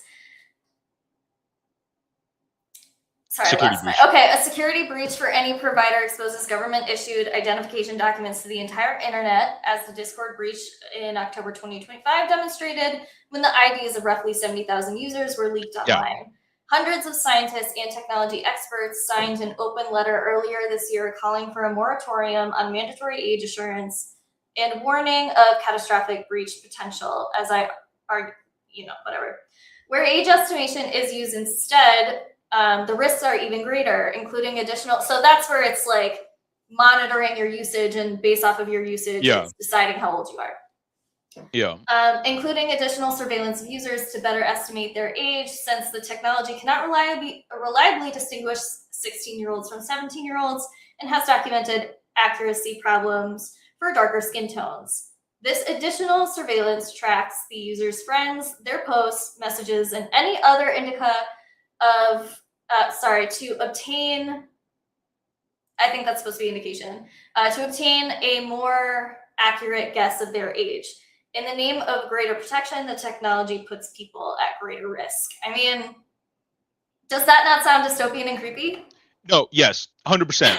It is very like so. Again, this is kind of already what I've alluded to. Where am I thinking in? I think where everybody in this chat, aside from some people, might be in disagreement, right? Again, I would be less hesitant to this if it was just the government doing it itself, right? I get my ID from the government anyways. What the fuck does it matter? Well, part of the reason that the government is so disjointed is to protect you, so that they can't track and connect you to all the different things that you're doing. Well, we're giving them, even every time we pass something like this, we're giving them more and more access to do that. Like the intention behind the fact that you have to go and give everything to the DMV and everything to the Social Security Administration and everything to the other thing, it's so that the DMV and the Social Security Administration can't team up, give your stuff to wherever, like that's the point, because so that you're not who you are in what you support and what you're looking at isn't all just like easily accessible to the government and the cops and this, that, and the other thing. Like that's the point behind all that, So that mentality, and I'm not trying to I'm passionate or whatever, but I'm not trying to come at you, but that mentality of just like, oh, they already have this information is what gets us further and further down the hole, And no. Okay, maybe I should rephrase it, because I do agree with you. I don't want anybody, let alone my government. But again, I would be, this is what I'm starting to say, like I would be less hesitant for like an ID verification if that's the route we have to go to protect the children, if that's the only way, if it was done by just the government and nobody else could have my, right? Like if nobody else could have my, if it could have my data, right? Like if there was like government created an app and it's on the phone, it's the mandated by the government also gets hacked all the time. Well, yeah, no, 100% true. So it's like, right, exactly. Government gets hacked all the time. But again, I'm saying like my hesitancy would be a little bit less. Like I don't want the government to fucking be tracking me with flock AI cameras everywhere, which they're doing anyways. They're everywhere, right? So like I don't want any of this to happen, but I'm just saying like, well, who, like if the choice is between this is happening no matter what, but who do I want it to be? Whether do I want my local DMV to fucking have this information or Palantir, right? Like I'm fucking choosing my local DMV, right? Like that's where I'm getting my driver's license anyways. That's all I'm saying. I'm reading Cairo's. I'm just saying, like, there could be another part of the DMV where the DMV could be expanded is like, well, the function of DMV that is one of the functions of the DMV is to give you a license, which is essentially your ID, right? Mm-hmm. The government mandates. I'm just trying to think of a solution where like maybe it is like sort of acceptable.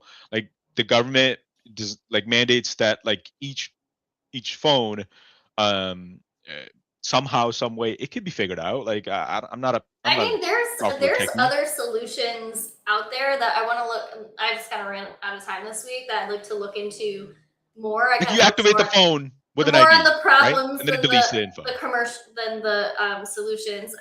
I mean, that's an interesting one. I haven't seen that, but I mean, there's proposals that the government should write more extensive privacy laws to protect data and dictate what these companies can do with the data, and that they can't sell it for a profit. God forbid, things like that. One of the EU laws is like, well, they can't store the data for longer than 6 months. After that 6 months, they have to delete it. Mm-hmm. Like, that's great. Yeah, I mean, that's a step in the right direction. I mean, there's other proposals about making it so that we have more control over what our algorithms look like. I mean, maybe there's a future where you log on to TikTok and it says, show me this many videos on this category and then stop, or don't show me this category, don't show, or don't allow my kid to see, pro anorexia content, like things like that. Like there's some blocks like that, but like to the extent where you can personalize more. I mean, I don't know what that might look like, but yeah, it's an idea that's out there. I think I the more I'm thinking about it, I think the more I like my idea. Like, right, like, so like whenever you go to purchase a phone, you coordinate with your ID, right? So like your local DMV. Maybe you don't. I'm not saying you have to take your phone to your local DMV, but like you use your ID to unlock the phone, right? And it wipes the ID off afterwards, right? Like once like there's a roadblock when like the phone is turning on, like you use it to unlock it, and like that aspect of it maybe is controlled by your local DMV, and like, or just the national DMV. Is the DMV national, or your state's DMV, whatever? Oh, that could be worked out. So I mean, maybe the passports office. Who knows? Some sort of like maybe federalized and state like entity that works together. So what, the phone like has your ID coordinated, and on your 18th birthday it just exposes like suddenly the whole world of the whole internet is open to you, and otherwise it would block everything. Like, doesn't that? I feel like that's still a lot of no. That's not what I'm saying. Like, okay, no, that's not what I'm saying. So I think I don't think a private company at all has factors into this at all. Like I think it's just that you use the manufacturer of the phone to like design this, but like that's it, right? And if they break that they are at all storing the ID in any sort of way, I think that's then they're fined for whatever whatever the amount is. So I think there needs to be a law like that the private companies cannot have your ID at all or track your usage at all. I think that should be 100% a thing. But I think the onus needs to be a little bit on the parents here, right? Like, so if they're buying their kid a shut the fuck up, you dickhead. Like the parents, if they're buying a phone for the child, the parents are using their ID to unlock the phone. So it kind of puts the onus on the parents a little bit too, right? Like, okay. Because what was the comment here? Like, kids are gonna find a workaround to no matter what you do. Like any of these laws, they don't work. They don't work. So right. I mean, Australia's already proving that. Exactly. So right, like the only person that can prevent like the direct harm to children is the parent. Right. It is the responsibility of the parent to a certain degree. Right. So I think I would love to just I mean, if we're looking at like harm, because I'm agreeing that there's harm and that there's some addiction among children. That's another, we're throwing more topics into it, I feel like, because restrictions are already available for parents to use for their children. And parents already are well within their rights to watch everything their children do on their phones. You know, like parents already have the power. If they're not utilizing their power to the point where we need I mean, so let's back up and just look at ourselves as socialists, democratic socialists, whatever we want to call ourselves, and say, how would we solve this problem? Kids are struggling. Do we need to legislate it, or can we provide community resources around it? You know? I hate this guy. Like that's where my mind goes. Like yes, legislation is good. There should be more privacy legislation. There should absolutely be more legislation to impact big tech.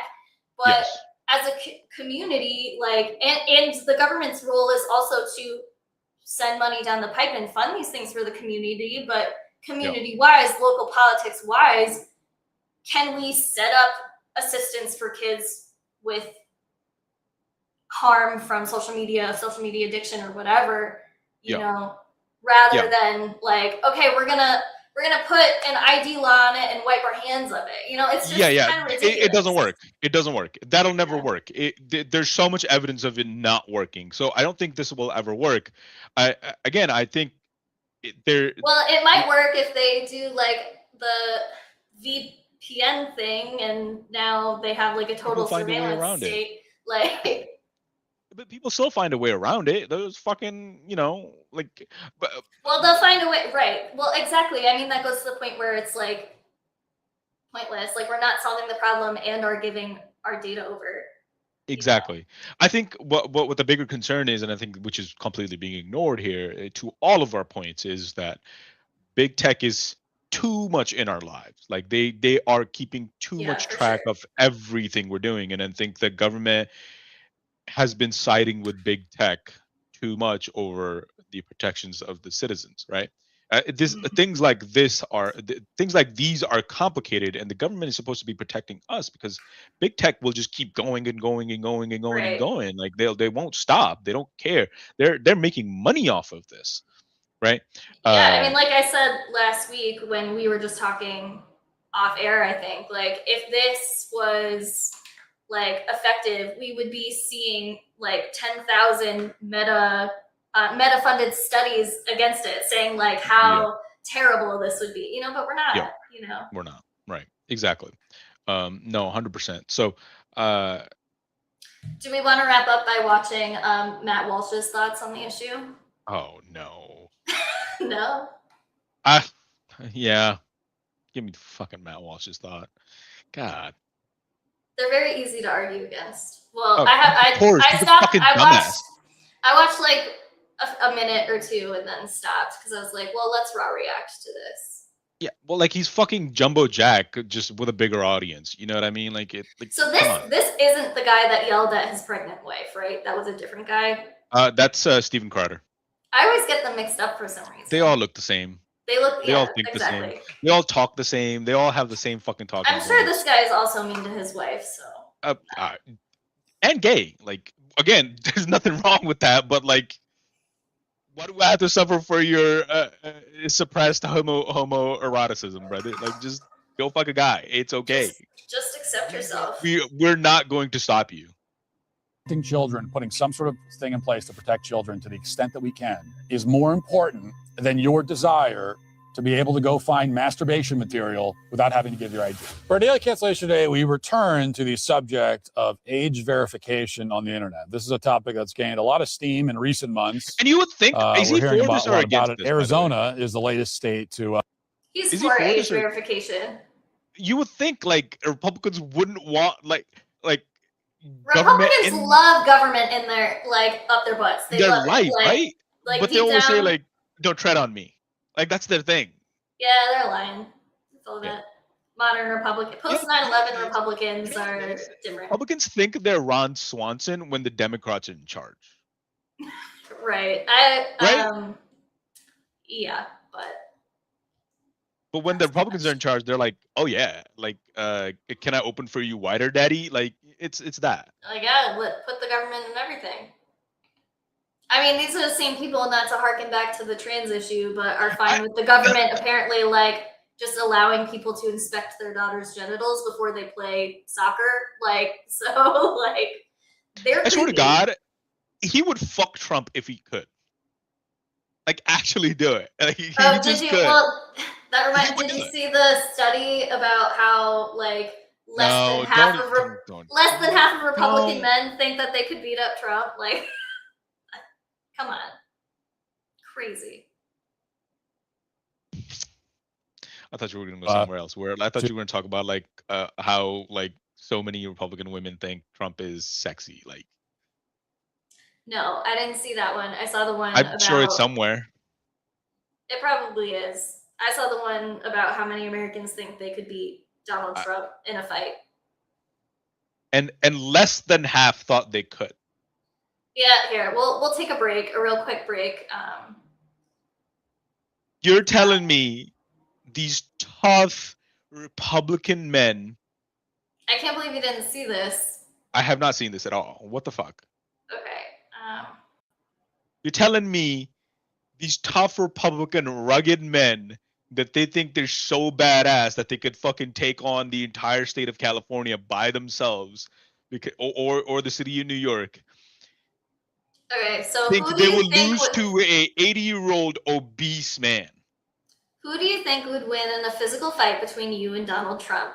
Overall, U.S. adults, 55 to 19, Democrats, 75% that they would win versus 5 that Trump would win.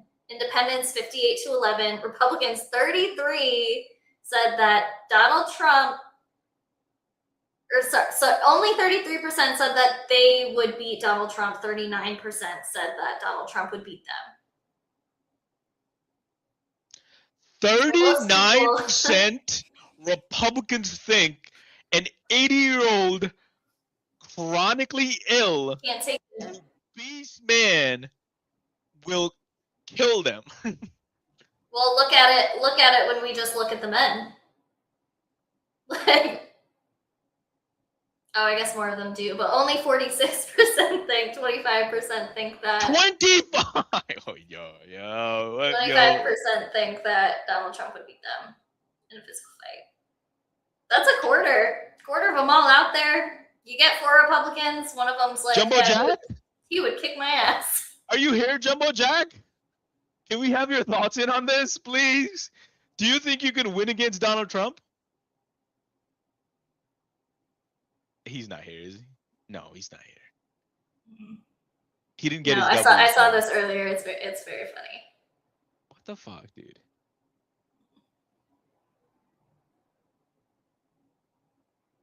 Oh my god. Okay. Let's see what fucking dumbass has to say. Age verification law into effect, which requires pornography sites to verify the age of its users. And there are many critics of the law, however, who raise a number of objections. And I'd like to once again respond to those objections because they're extremely stupid. And this is an important issue. But this is from KJ. I think they all are all the time. Reporting, quote, starting Friday, Arizona will require age verification to access adult websites. Users will have to prove they're at least 18 years old. One option under the new law is to upload government-issued ID. But this law is raising enforcement questions by opponents, including Michael Stabile with the Free Speech Coalition, which represents the adult entertainment industry. He says when forced to verify their age, viewers just move on to other sites. What we find is that consumers do not comply with this law. When our members have attempted to comply with this law in other states, 95% of the people have left. They've gone someplace else because the internet is global, Stabile said. The law is raising concerns among some opponents who worry that this could have a chilling effect on free speech. The law is aimed at restricting access to sexual material that is harmful to minors, like pornography. Quote, that's still in the title of the bill, but pornography is not the subject of the bill, says Jean Woodbury, an associate lobbyist with Creosote Partners, who lobbies for the ACLU. She says the issue is how sexual material is defined. And the definition of sexual material harmful to minors is very subjective. It's open to interpretation. And so one parent's understanding of what that means could encompass standard sexual education, and it could encompass descriptions and information about even domestic violence, Woodbury said. Okay, so here we encounter, once again, the three primary arguments against age verification laws. These are really the only arguments. We didn't get to those really. But first, they say that it will have a chilling effect on free speech. Second, that users will refuse to verify their ages and will go someplace else. And third, that it's impossible to define what qualifies as a pornography site and what doesn't. By putting age verification on porn sites, you might also be forced to put it on educational sites, they say, and sites with information about domestic violence for some reason. Now, I'll take these objections. The way he said that. Objections, which I should point out, Like he doesn't believe it exists. about any other age verification policy. As I have found it necessary to point out many times, we already have dozens of laws in place mandating age verification for every other adult-oriented product in existence. Booze, tobacco, guns, gambling. The producers and distributors of those products are required by law to verify the ages of their customers. I mean, so I had already seen him make that point, but it's probably obvious. But like, do you keep a database of all the IDs that you look at every day? Do you just scan them, keep them? So is it maybe a little different to show like somebody at a store like or a bar like your ID real quick versus uploading it to the internet? Again, like, so like you know what this made me think is that something, right? Like if it was just like like to access like social media or something like that, right? That was kind of my point, is like if I just had to scan my ID and then it like wipes that away completely, like nobody stores that information anywhere, but like it just gets like a quick check, like okay, yeah, like this person is old enough to like access it, I'd be fine with that. But sure, again, it's the concept of like it doesn't get stored anywhere. Yeah, if it actually works that way, like sure. Yeah. But also it's like, would it actually do anything? Like, no. Or are we just wasting time? You know, like right. But then that's the thing, though, right? Like so, if it's like if you're already over the age of 18, like you're not a minor, like maybe you just have to do it like one time to prove like, hey, you're over the 18, you can do it. But if you're younger and then it's gonna prompt you every single time and then it's gonna deny you from certain site, maybe then you just wouldn't go to those sites, right? Like because like 96% of people just don't go there. Yeah, I mean, so that could be a solution to like if we want to protect these children, right? Yeah. But and if those kids want to access those sites, then they would have to go to their parents.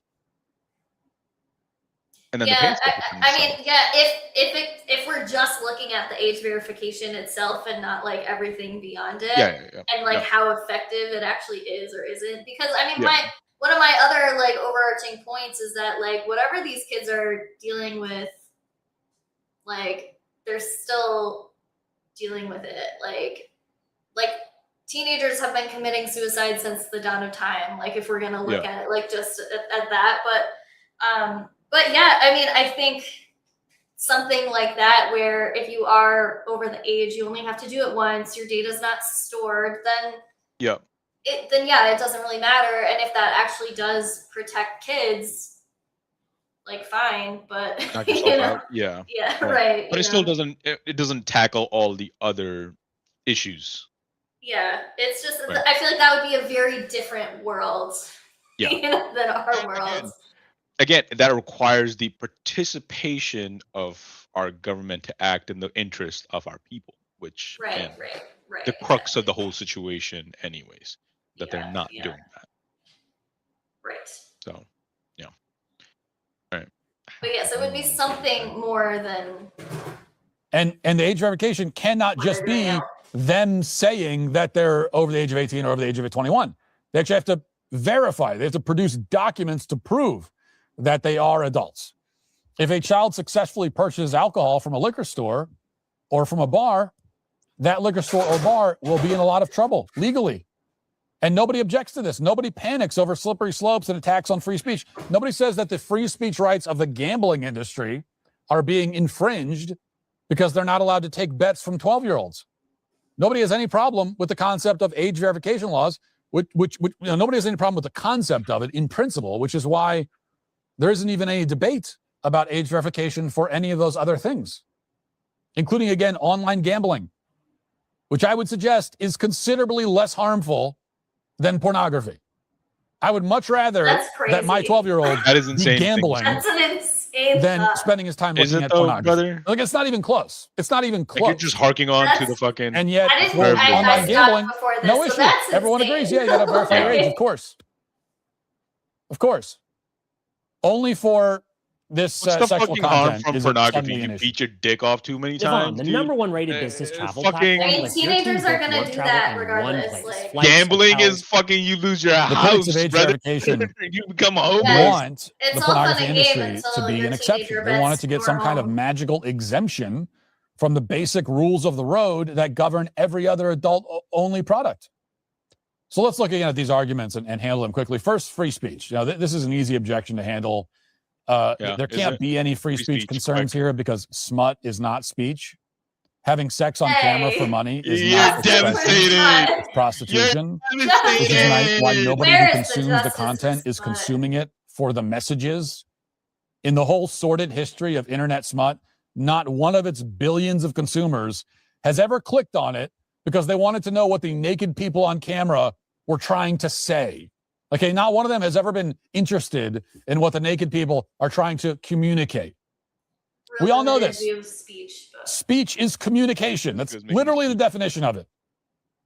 And having sex on camera is not a form of communication. So the free speech argument isn't one that anyone really takes seriously. Even if they give the argument, they still don't take it seriously. And it's even less serious when you consider that this is about age verification. It's not about an outright ban. No, I mean, always. Able to access it if I want to is free speech, right? Like that's that like. Right, like Action is he's speech. totally misinterpreted. Well, it's a very narrow view of speech. It's like speech is when somebody opens their mouth and words come out. Like okay, Yeah. No, like, action but is speech. Legally, speech is broader than that. I mean, the person who made it and is distributing it, like technically, this is their exercising of their free speech. You know. Yeah. You may not like it. You don't have to. Nobody has to like it, but it is that. Like, you know. So it's They're also so dumb. like they're so dumb all the time. this isn't the major issue of it. I mean, I don't know if this is like, I don't know why he's making free speech like the crux of it. Like he's ignoring data privacy and being like, oh, it's a free speech issue. Like that's what the left is all up in arms about. Like, not really. It's stupid. So even if I agree that pornography is speech protected under the First Amendment, something that none of our founding fathers who gave us the First Amendment would have remotely agreed with, by the way, still that wouldn't apply here because we're not talking about banning it outright. Although I do think it should be banned. What we're talking about, though, is simply making sure that children are not exposed to it. So somebody who makes the free speech argument in this case is not arguing simply that people have the First Amendment right to have sex on camera.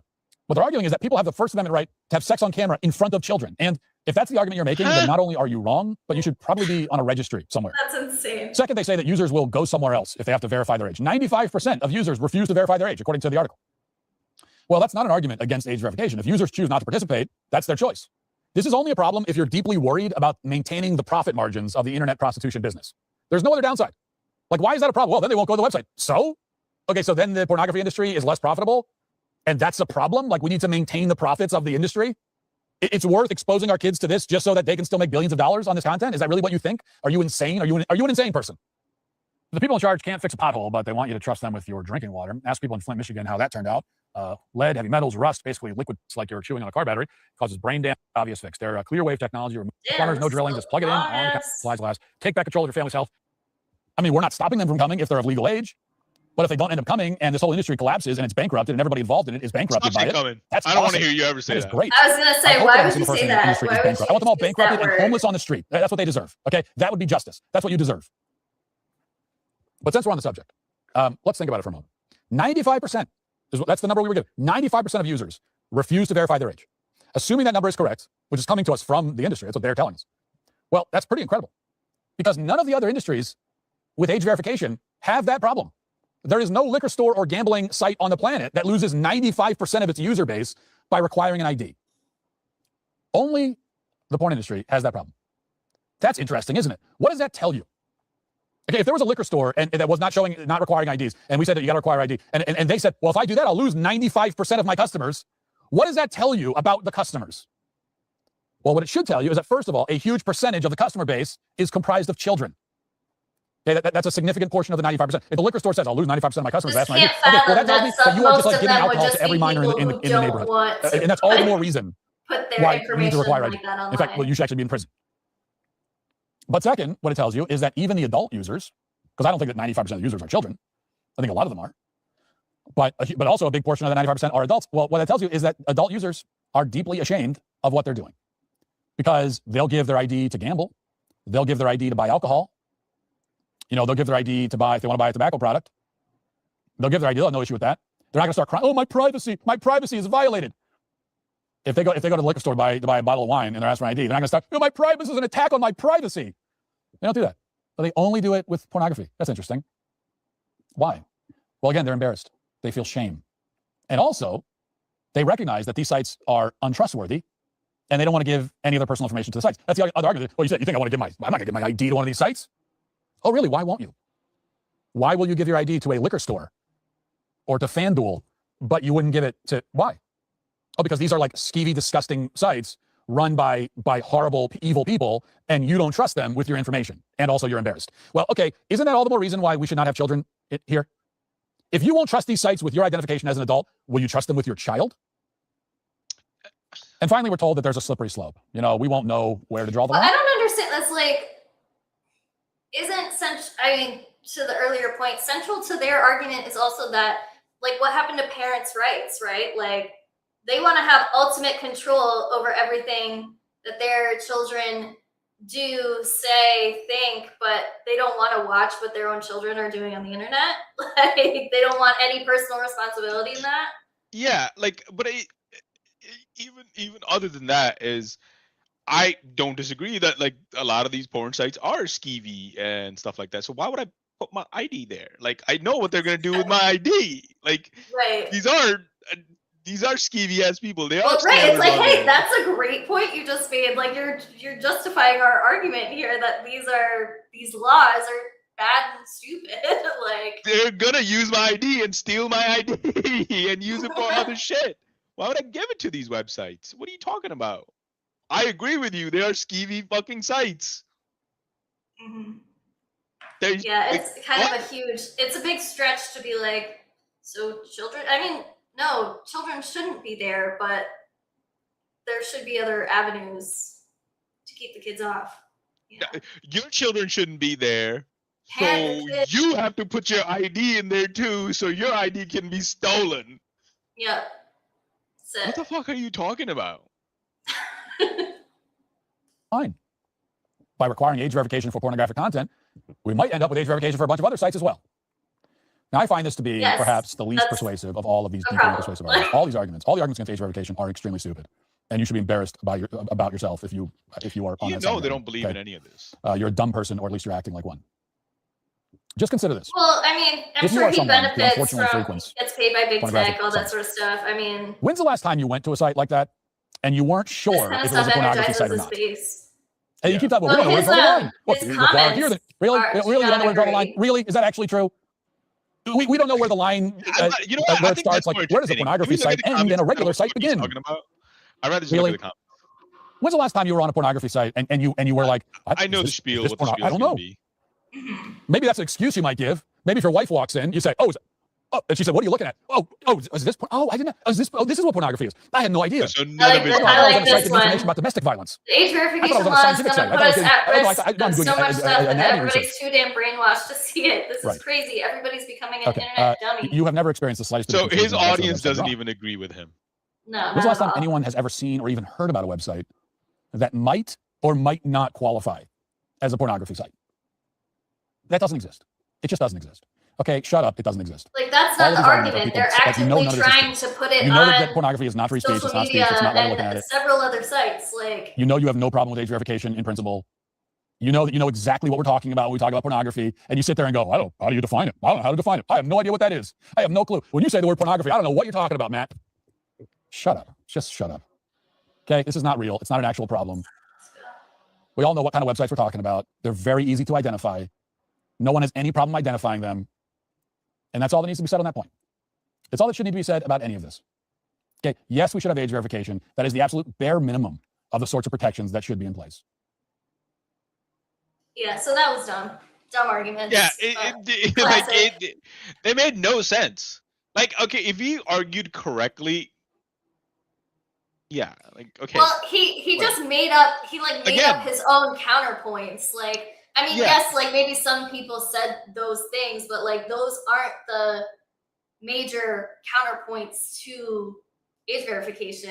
I mean, he alludes to them, like that last point of like they're going to be applied to other sites, but they're not going to be applied to other sites because some people might mistake it for a porn site. They're going to be applied to other sites because the government or some group is arguing that it's an immoral site or it's a harmful site or you know, I don't like the ideas on that site. Like, like use your brain, like, and try to expand it a little. I don't know.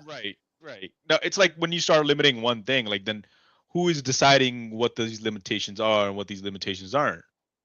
Right? Like where does it stop? Where does it end? You know what I mean? So it's like it just shows like you haven't looked through this enough. Right? Like you just haven't looked through this enough. Like his argument completely. And somebody like me, right? Like you are obviously against it, and I'm against it too. Not to say like I'm not against this, but I like what his argument. Well, you give your ID to like a liquor store, sure. If he's arguing from like that perspective, like so why wouldn't you give your ID to like a age verification type of thing? But then his argument again just falls apart. Is like, well, these are skeevy websites. Like they're gonna use my ID to like scam other people. You already know identity theft is a massive, massive problem in a lot of these places and a lot of these sites. So why would I do that, right? Like you already lost the argument there. But if you were to say, well, like we should set it up where it's like you do put your ID in, but like they don't get to keep that information at all, and it wipes completely and it doesn't go anywhere. It's just for like access to a certain part of the internet.